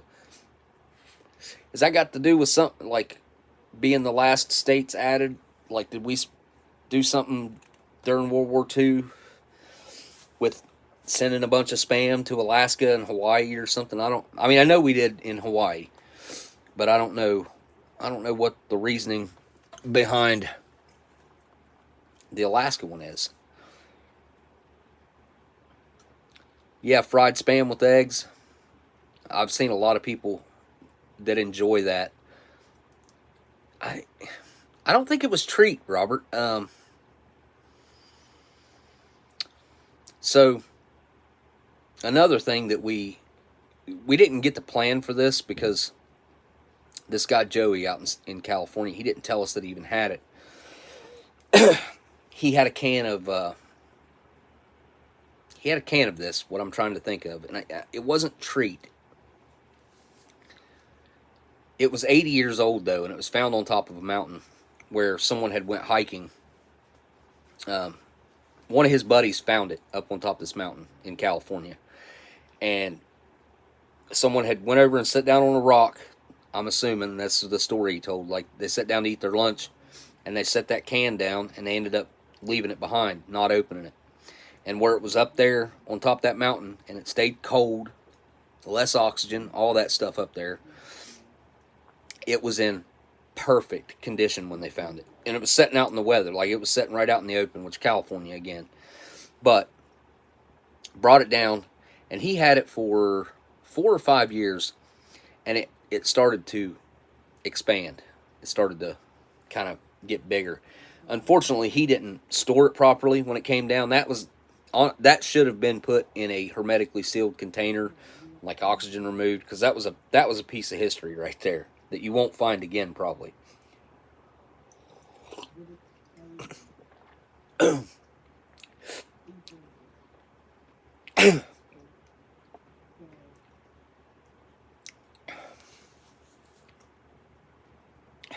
Good night, Miss Marilyn.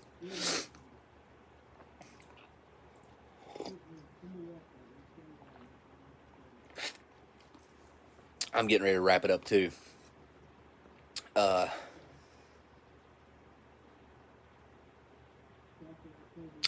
RC Gusto said hello as well. Now I know he's been busy, so he also mentioned that today. Gusto and G Schultz both. Hey, there's Dan. Pretty sure every group of Pacific Island people love pork, so Spam would tickle them pink. I mean, I knew pork was a big thing as well, but I Spam doesn't really hit that pork note for me. I mean, it kind of does, but it kind of doesn't. Spam is its own unique flavor, and that's the original Spam. And I know there's, God, I think I seen a display one time. I want to say there was 56 different Spams lined up, and I wonder if they still do a bunch of that over in Hawaii, like different flavor Spams. Good night, Mike.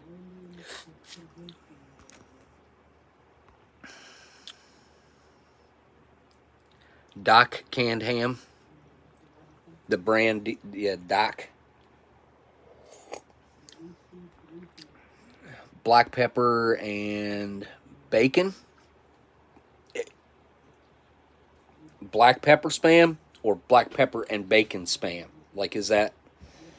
I'm not sure if you meant two different flavors or that's all one flavor.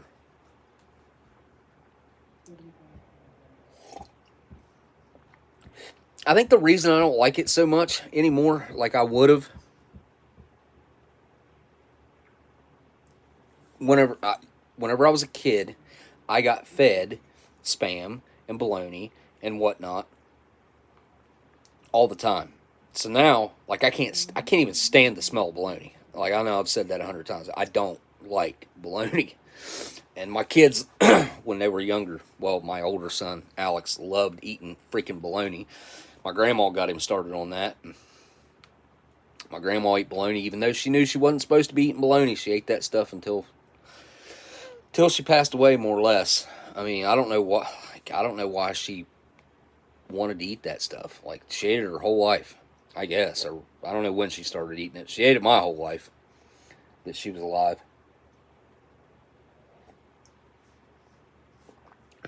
Spam, rice, and ketchup. Classic Filipino comfort food is Spam, rice, and ketchup. I can't imagine Spam and rice would even...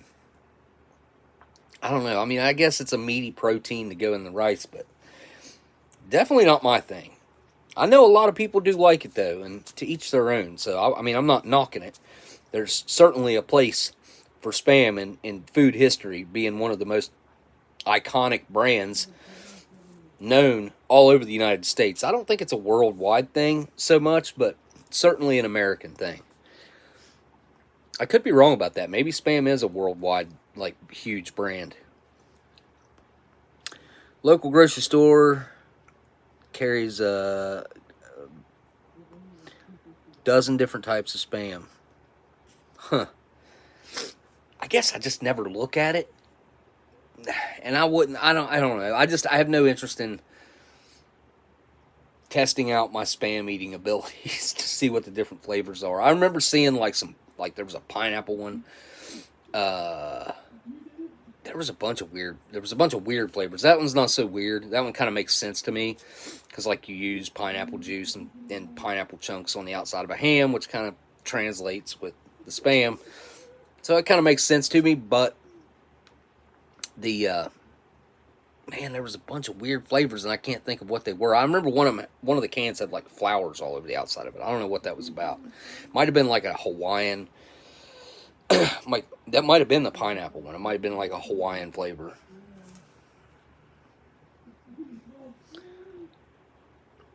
Big old hard pilot bread. Oh yeah, the Pilot Boy brand. I've got a Pilot Boy box. The story behind the Pilot Boy pilot bread is really, really interesting. Bob, Black Dog Bob, broke that whole story down and told me the whole thing. And it was really, really interesting how the government had made a deal. It was like there was this real shady, weird inside deal where the guy, like the owner of the company, worked for the government, retired. I don't know. It was something. But they had a deal where, like, their price upped every year by 1 or 2 cents per cracker or per something. I can't remember what it was. But by the time, and they made this deal, I want to say back in World War II. And then by the time, like, 30, 40 years had went by, and I want to say it might have been a 100-year contract, or it was a 50-year contract or 75-year contract, something that just came up. I got to read up on this story again because it was real interesting, and it was it's pretty shocking. Like when you started getting into the numbers and how much money was exchanging hands over this pilot bread, it got crazy. You can order them. I know that for a fact. I know you can still order the pilot breads. I just saw that box not that long ago. I know it's not in those boxes.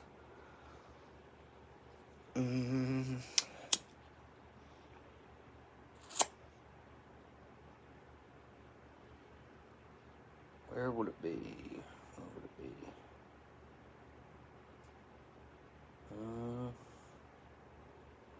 I don't know. I've got one of those boxes somewhere that Bob gave me. And I know he was telling me that you can still get it. If you really wanted it, you could probably order like a case of them, because they come in those boxes like with the sleeves in them, and they're about, I don't know, they're about that big around, I would say. They're probably, what would they be? About 3-inch rounds or something like that, maybe 3.5-inch rounds. They're on Amazon and eBay, sort of overpriced online. Yeah, I would order directly from the company. I'm pretty sure you can. They're like $6. Oh, you can get them locally? That's cool. Amazon delivers at half crust most of the time. That's not a surprise.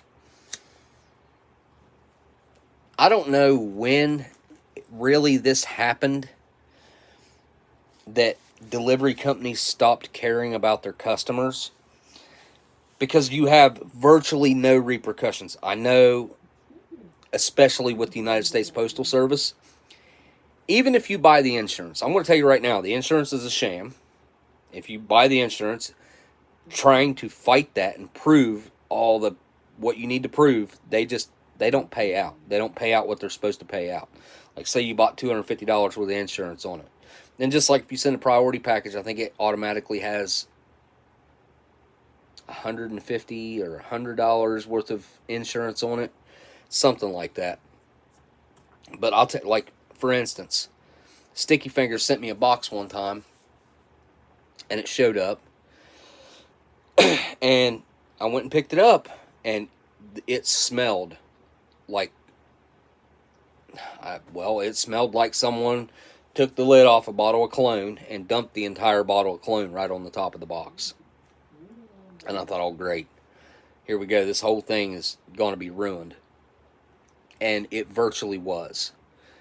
The only thing that wasn't ruined was the tin, the metal. I had a metal container. I got a metal container off of him.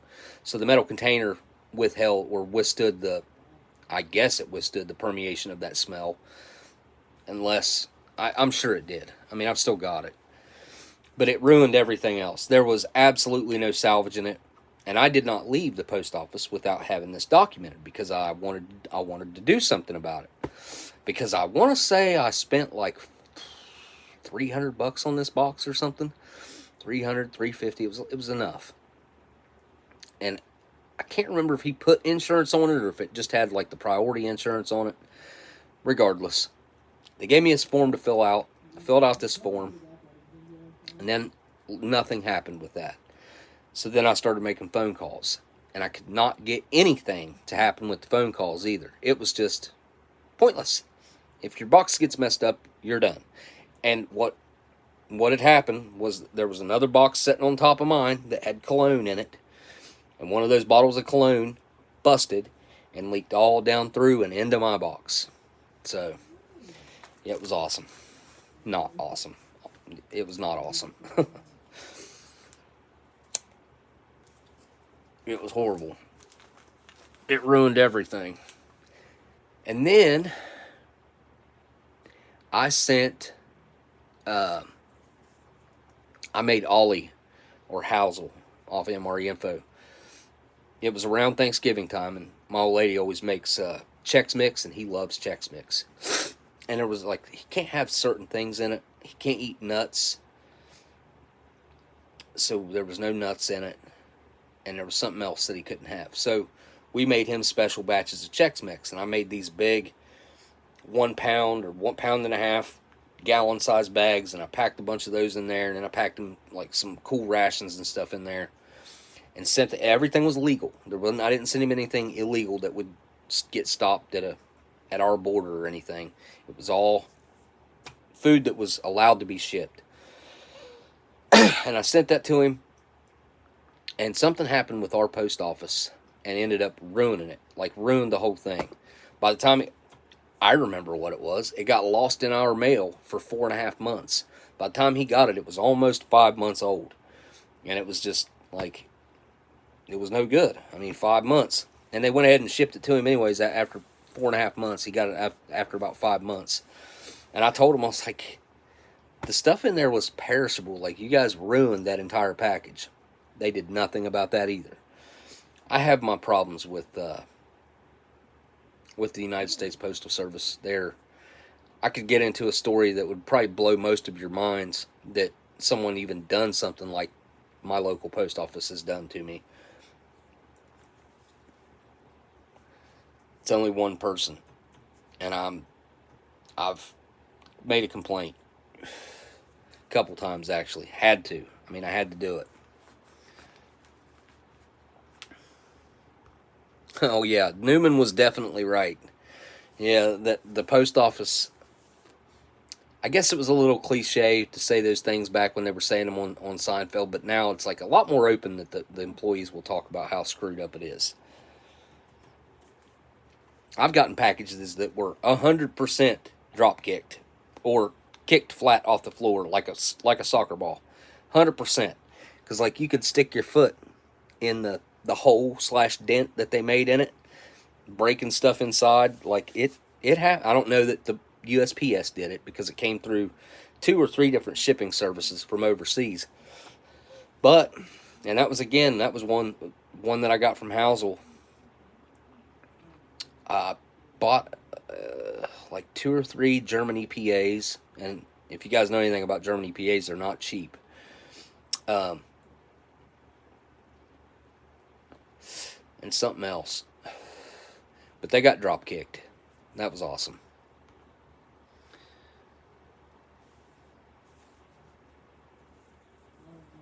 Oh yeah. I mean, I don't know why she's got something against me, the postmaster down there. But after she's back there again, but she did stop working there for a little bit. And in that little bit of time that she got transferred somewhere else, or she transferred herself out, I don't know what happened. But in that little amount of time, I started getting some mail that was like long overdue. It was like 10th notices or something like that. And I had never got the first one. Come to find out, I wasn't getting an important tax paper. So it had went like, I want to say 2 years, 2.5 years that I wasn't getting this tax paper. And then just all of a sudden they started showing up. And that cost me $1,400, roughly. That it wouldn't have cost me. You see what I'm saying? Extra. So yeah, that probably a felony. Could be wrong. Maybe not. I don't know. I don't know that much about that type of stuff. Just guessing. Can't be good.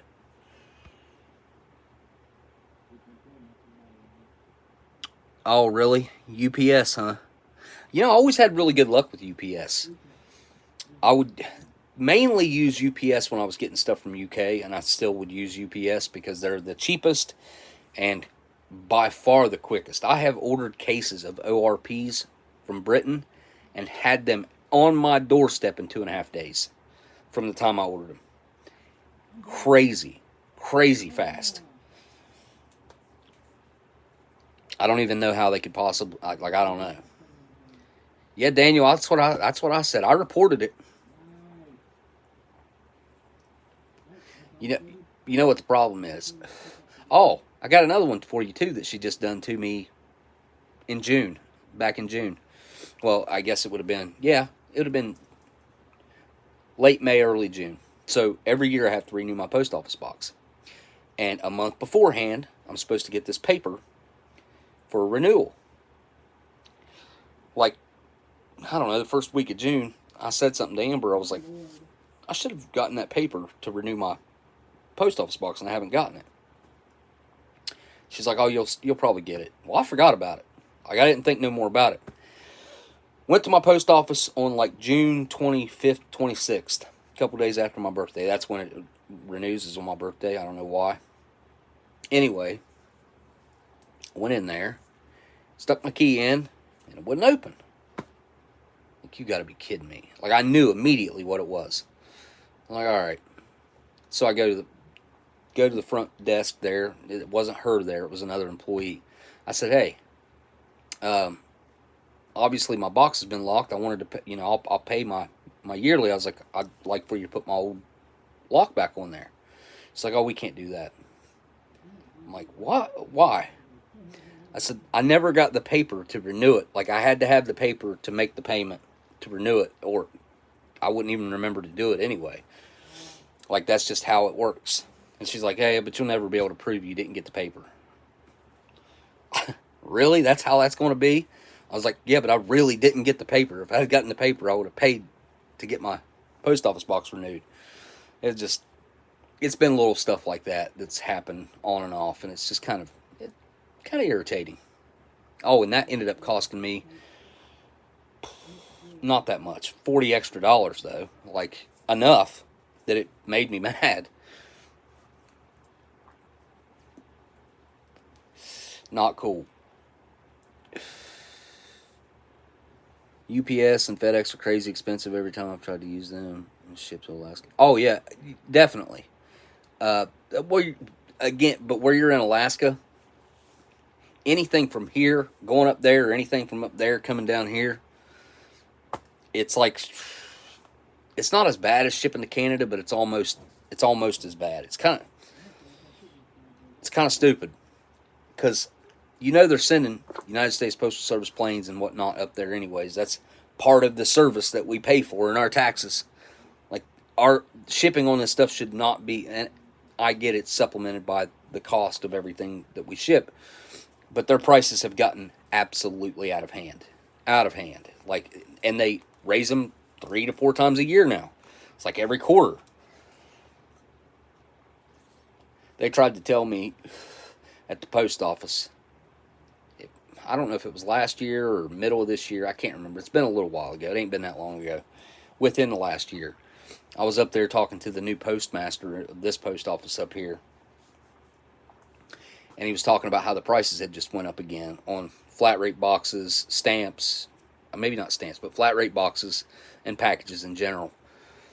And he goes, yeah, they do that every year. And then right after, according to him, right after Christmas, they drop the prices. I ain't never seen the prices go down ever at the post office. They've only went up. Only. I've never seen the prices get cheaper. It's just like anything that the government does. Like, once they implement something money-wise, like, it never goes away. Like, and now it's just that forever. Been a lot of stuff happened since the last time I did a live stream. I guess especially the Middle East stuff. Like,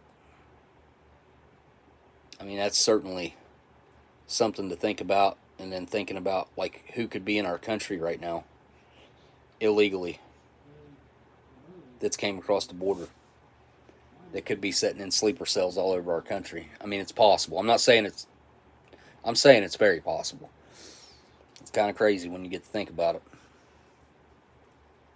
It's crazy. All of it's crazy. Everything that's went on in the past 3 years has been crazy. I can't think of anything that's been sane. You'd be like, oh yeah, that was good. That was good. That was good that happened. That was a good idea. Tell me one thing. Like, seriously. I'm begging you. I'd love to hear some good news about the past 3 years. It's been a crap show.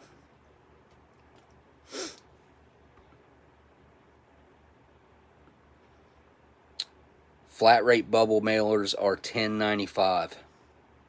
They have not quite doubled in price since 2016, I believe they were $5.95. I want to say a flat rate bubble envelope was $5.95. It seemed like I could mail an MRE with extras stuffed in there for less than $6. I'm pretty sure.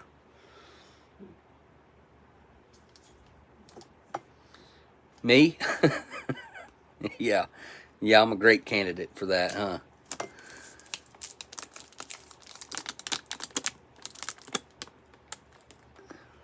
Plastic UPS carrier boxes.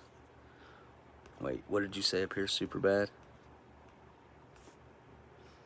Sent your friend a big package.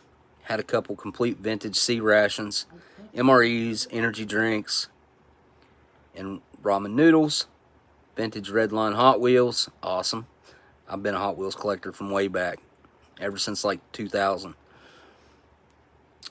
Amongst other things, he received less than half. And that was through UPS, did you say? Didn't say. What'd you say? Oh, no, USPS. Yeah, and you'd be lucky if you get a note that says, sorry, we screwed your box up. I mean, you'd be lucky to see something like that. They don't even apologize for it anymore when they completely trash your goods or, your gift to someone else. Like, they don't even care. They don't even care. Just like the rest of our system, it's broken. It's broken. These problems that arise and just continue to get worse, they go unchecked. They don't get fixed. They don't get reprimanded for their bad actions, so they think it's okay to just continue their bad actions. And that's what we see a lot. We see a lot of that. If they can get away with it, they will.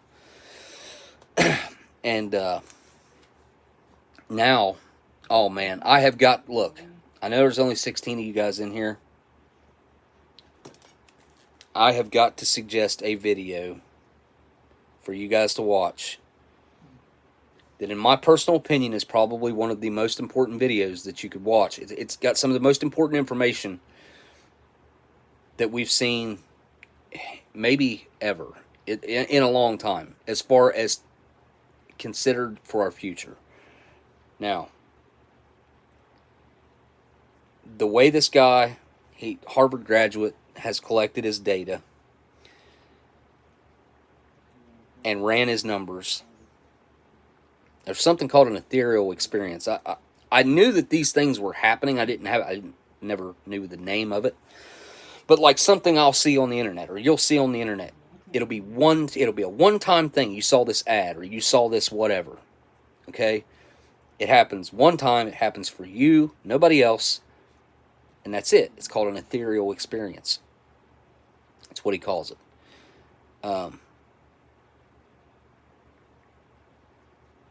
So this guy's been recording these ethereal experiences and collecting data. And I'm going to give you just a really quick, dumb breakdown, like of my understanding of it.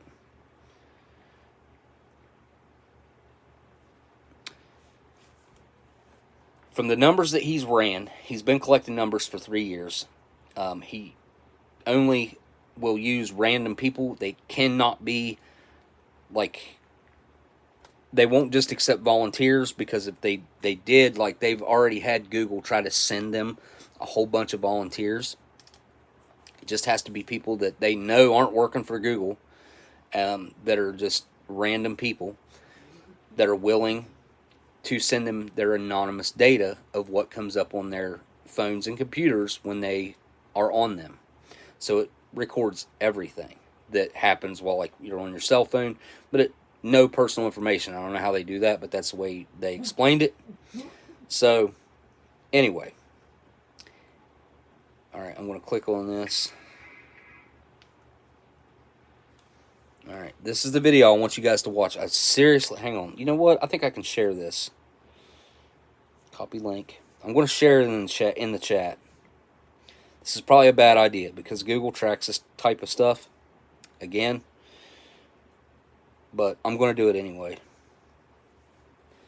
All right, I highly recommend you guys watch this. But anyways, so the way he's ran the numbers and what he has determined from the numbers that he's ran with the data that he's collected and what he's seen after doing these polls with everything that he's got, Google has the ability to sway over 40% or right at 40% of any election in the entire world right now. Probably a little more than that in the United States, let's be honest. And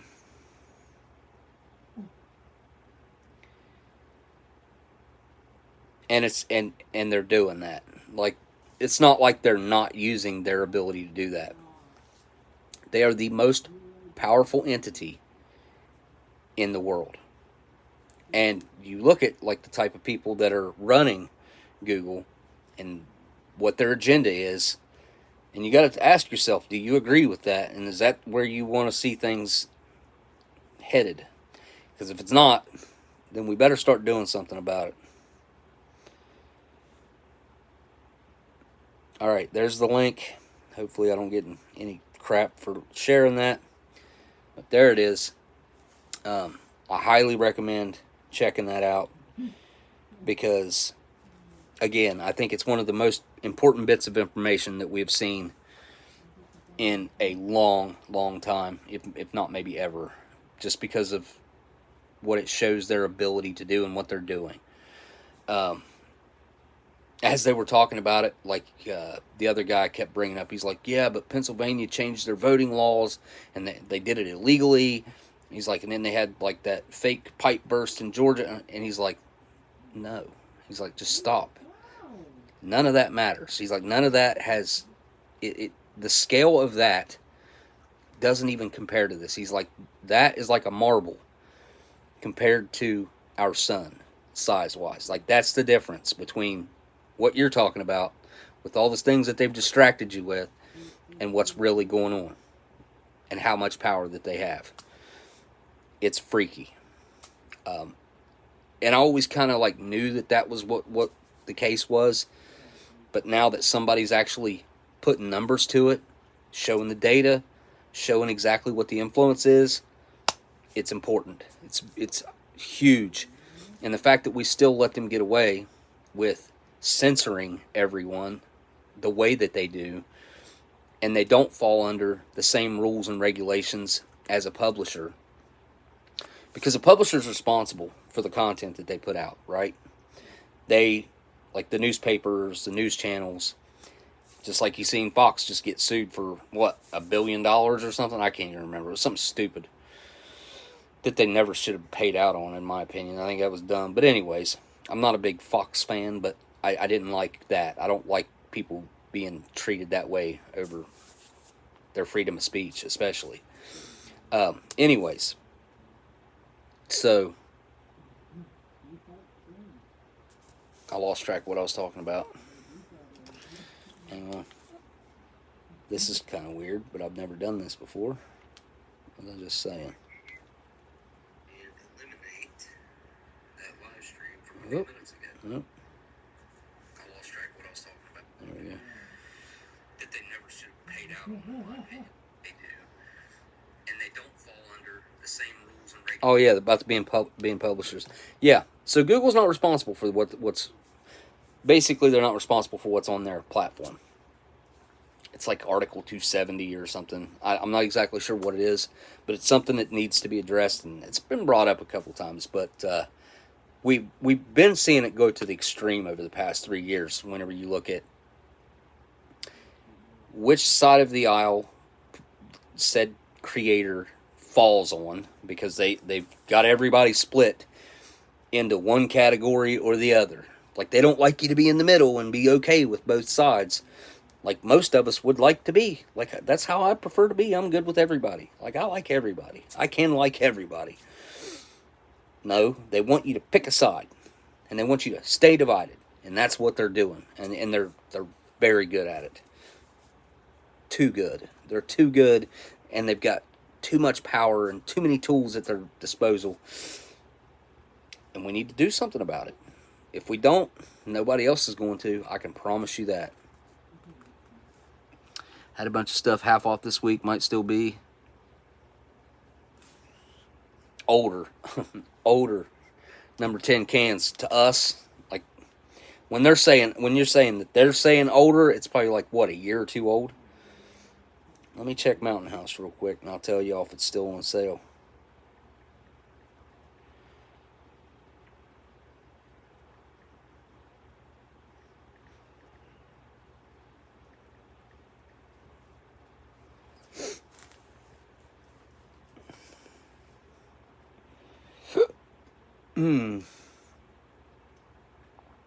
Dang, here's a whole bucket for less than $100.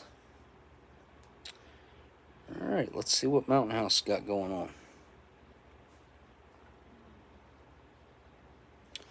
30% off select emergency kits.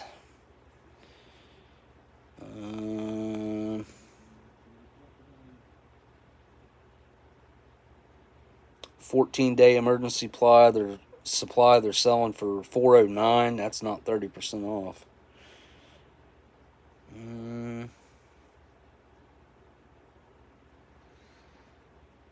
Have you guys had these peanut butter things right here? Has anybody had these? I got some last time I was in Cabela's. They're actually pretty good. I didn't know they had an apples and cinnamon. I didn't know they had that. All right. Where are the number 10 cans? There we go. Cans.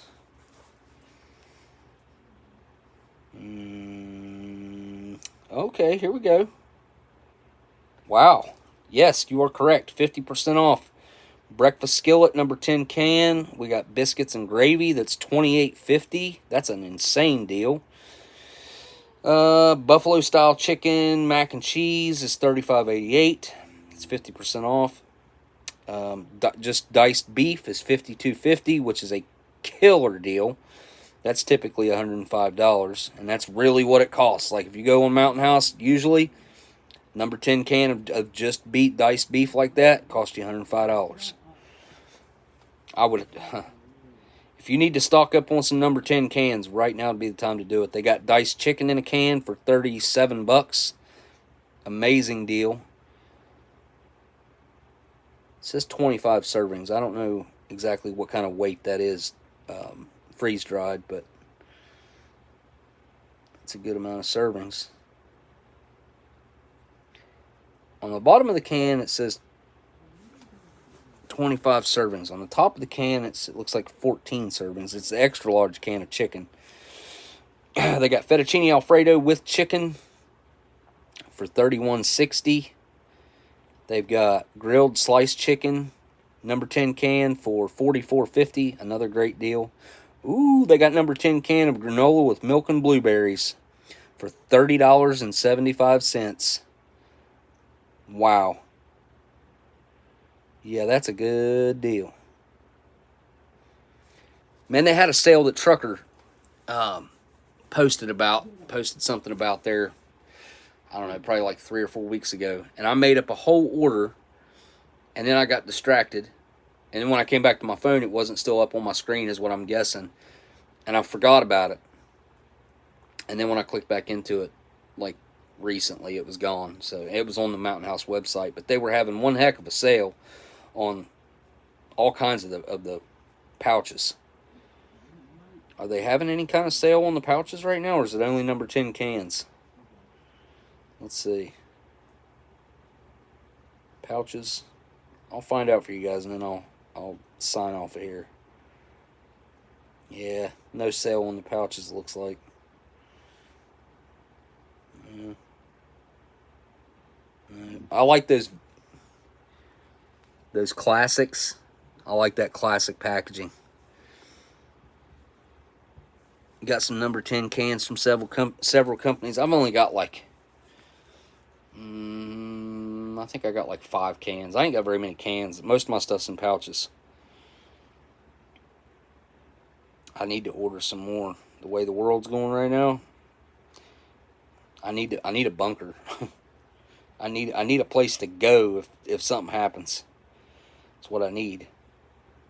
I thought about buying this property in Kentucky that's got caves on it and building something in a cave, because I mean, what you can't do better than what the earth has formed naturally usually. I mean, go in, brace it up. You got to put pumps in to keep the moisture out, unless it's like a super dry cave, which is very unusual. But I mean, they're out there, but not around here usually. You got to go out like definitely Arizona. Yeah, I don't know what other states would really have something like that going on. California, probably. Maybe Nevada. Not a whole lot of places, I'd say, got dry caves. But yeah, you'd have to make sure that moisture stays out of there. I was watching some videos on TikTok of this guy. Now, I don't know if it's the same bunker that I was looking at like 5 to 7 years ago, but it was one of the cell phone companies. It was AT&T that built this bunker, and it, like, the entire inside of it had a Faraday cage around it. And this guy took it out, which I thought was a little crazy, but hey, it is what it is. But he had he gutted a lot of it. Like, when he bought it, everything was still there, outside of a couple items that had been taken out. But like, the filtration system was still there, generators were still there, pumps were still there, like, and I'm talking huge industrial stuff.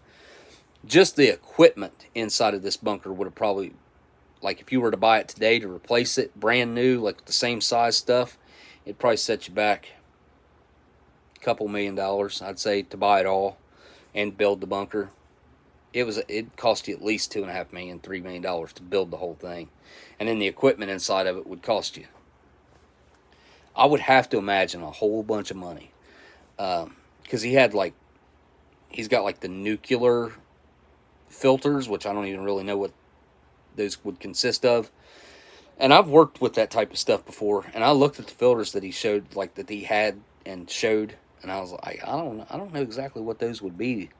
They would have to have lead in them to be able to stop the radiation, but to filter it, I don't know. I don't know exactly. I don't know what they'd be using.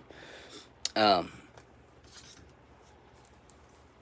that bunker that he's got, it ain't got no elevator in it. It's got a lift right there, and it's 30 feet deep, I want to say, and it's 6,000 or 6,500 square feet, but the ceilings in it are 20-some foot tall, so he can build a whole nother second floor in that great big huge area that it's got opened up underneath there. It's interesting. It's worth checking out, but, like,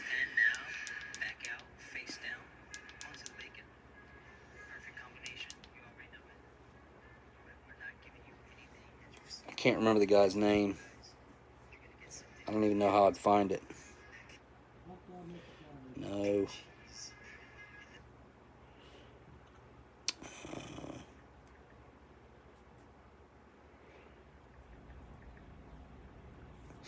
There was a bunker for sale in Kentucky too, or not Kentucky, somewhere. I can't remember where it was at.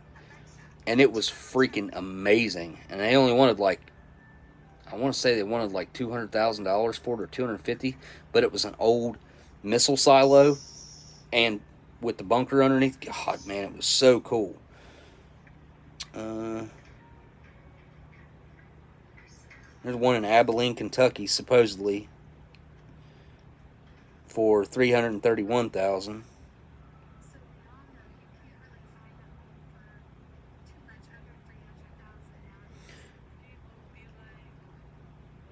I think this is them right here. Okay, this is it. They're, if you guys want to, actually, you know what? I might be able to share it with you guys if you guys want to check it out. Can I copy a link?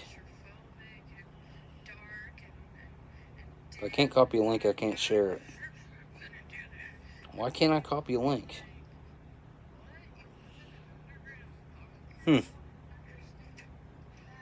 Oh, there we go. Copy link. Alright. I can share a link. But yeah, I highly recommend you guys check out that other video that I posted earlier. And this is cool just to check out a bunker. There we go. On a good old, bad old, stupid old, well, whatever, TikTok. Alright, guys. Well, thank you guys for spending your time with me. I really, really do appreciate you guys for hanging out. I'm not going to eat the peanut butter. I'm not. I usually will finish pretty much everything that I've got left over there. I'm certainly going to eat the cake and that applesauce. Like, it ain't made me feel weird yet, so no weird stomach issues. So usually, like, my stomach will gurgle or something if I eat something that's off. I digest it. I really usually don't have too many issues outside of things I don't want to talk about, but nothing major. I might go ahead and eat it. Depends. If it's got that weird hot dog thing going on still, like I didn't really taste it with the cherry, but that's something you shouldn't have going on with a applesauce. But yeah, the peanut butter's weird, man. I don't have any mice. I have cats.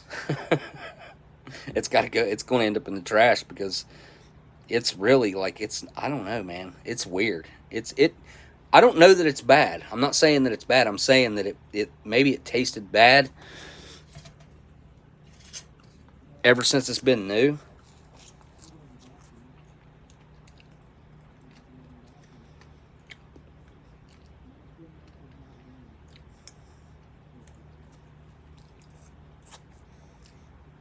I thought since I was like clear palate that it might be better. No, it tastes old. Like that old MRE flavor. It's very unique and specific to MREs. It has that. And it really doesn't have much of a peanut flavor at all. I mean, very slight. I don't know, man. This is probably the weirdest peanut butter I've ever had. Out of a ration. Now, I have had civilian peanut butters that were freaking whoa. I've had to spit them out. Like, I don't do that. Like, if I put it in my mouth, I'm going to swallow it, usually. It's got to be really bad for me to spit it out.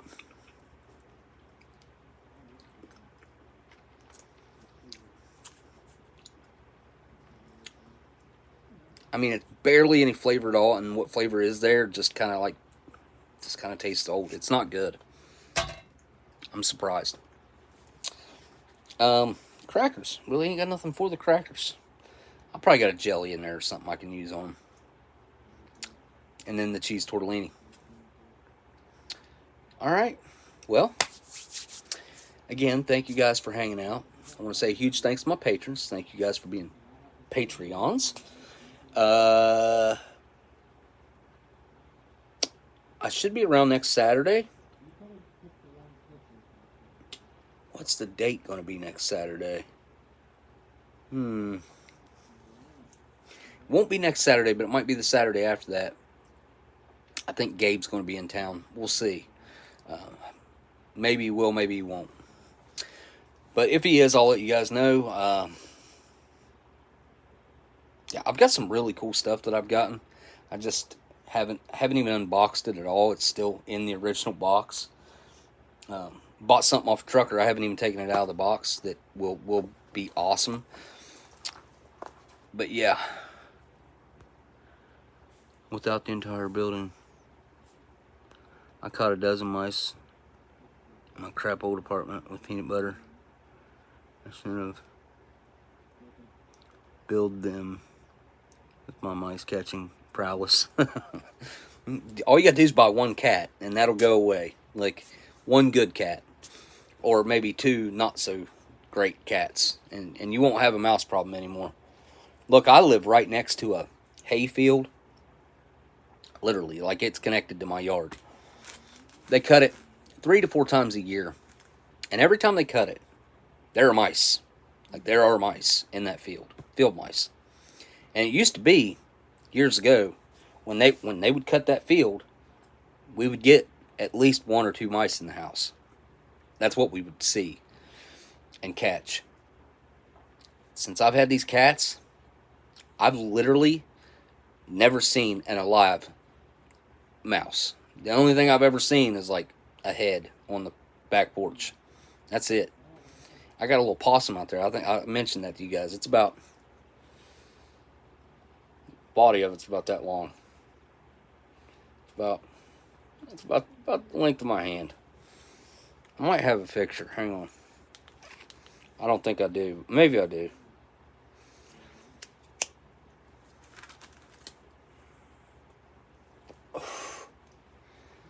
Let me see. Oh, yeah, I do. Here we go.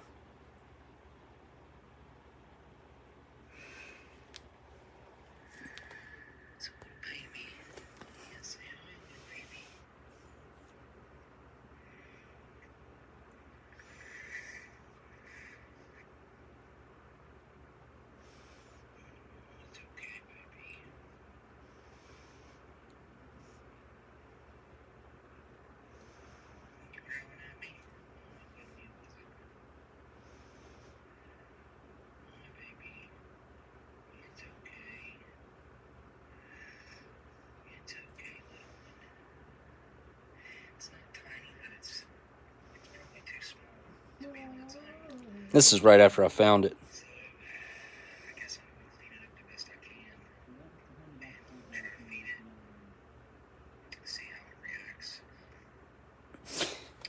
It's outside right now. I cleaned it up. This would have been, what was the date on this?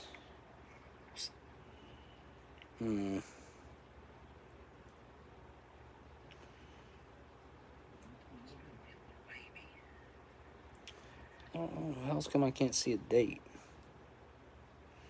I still don't freaking understand iPhones. Maybe I can see it on the picture. It just says, oh, Tuesday. It's a Tuesday. Tuesday, Wednesday, Thursday, Friday, Saturday. 5 days, roughly. Had it 5 days. It's doing good. I'm trying, I don't want to tame it, so I'm trying to not handle it. I'm just making sure I give it food, water, and cleaning up after it. Because it's too small to survive on its own. I could tell, like, when I found it, it had been out there on the porch growling for like 2 hours. And I thought, man, that's weird. Usually a possum, if I hear it growling, like it'll be growling because there's a cat around or something, then it'll take off and do its thing. But this one wasn't going anywhere. And I thought, well, maybe it's hurt. It was up underneath my grill. So I moved the grill out of the way. Saw its little tail sticking out, so I just grabbed it and pulled it out of there. And it was like, you know, just a little tiny. And I thought, well, its mom must have abandoned it, so we'll see how it's going to react. I'm trying to not tame it, so hopefully so I can just release it and let it go. But alright, I already started through the goodbye thing and the patrons, and thank you guys for being here. Don't forget to hit that thumbs up or down. Either way, doesn't matter. That made me think of Shoe Nice. I watched a special about him the other day. That guy, food legend. I don't care what anybody says. Like, I know he's had a rough life, but food eating, weird stuff eating legend. Like, one of, if not the first one to do it on YouTube. Do, like, the weird eating stuff. Weird eating challenges and stuff like that. Legend for sure. He's never gotten the credit that he deserved, in my opinion. But I think he kind of brought that on himself. But alright, folks. Again, thank you guys for hanging out. And I should see y'all next week. Thank y'all. Turn this thing off. Later.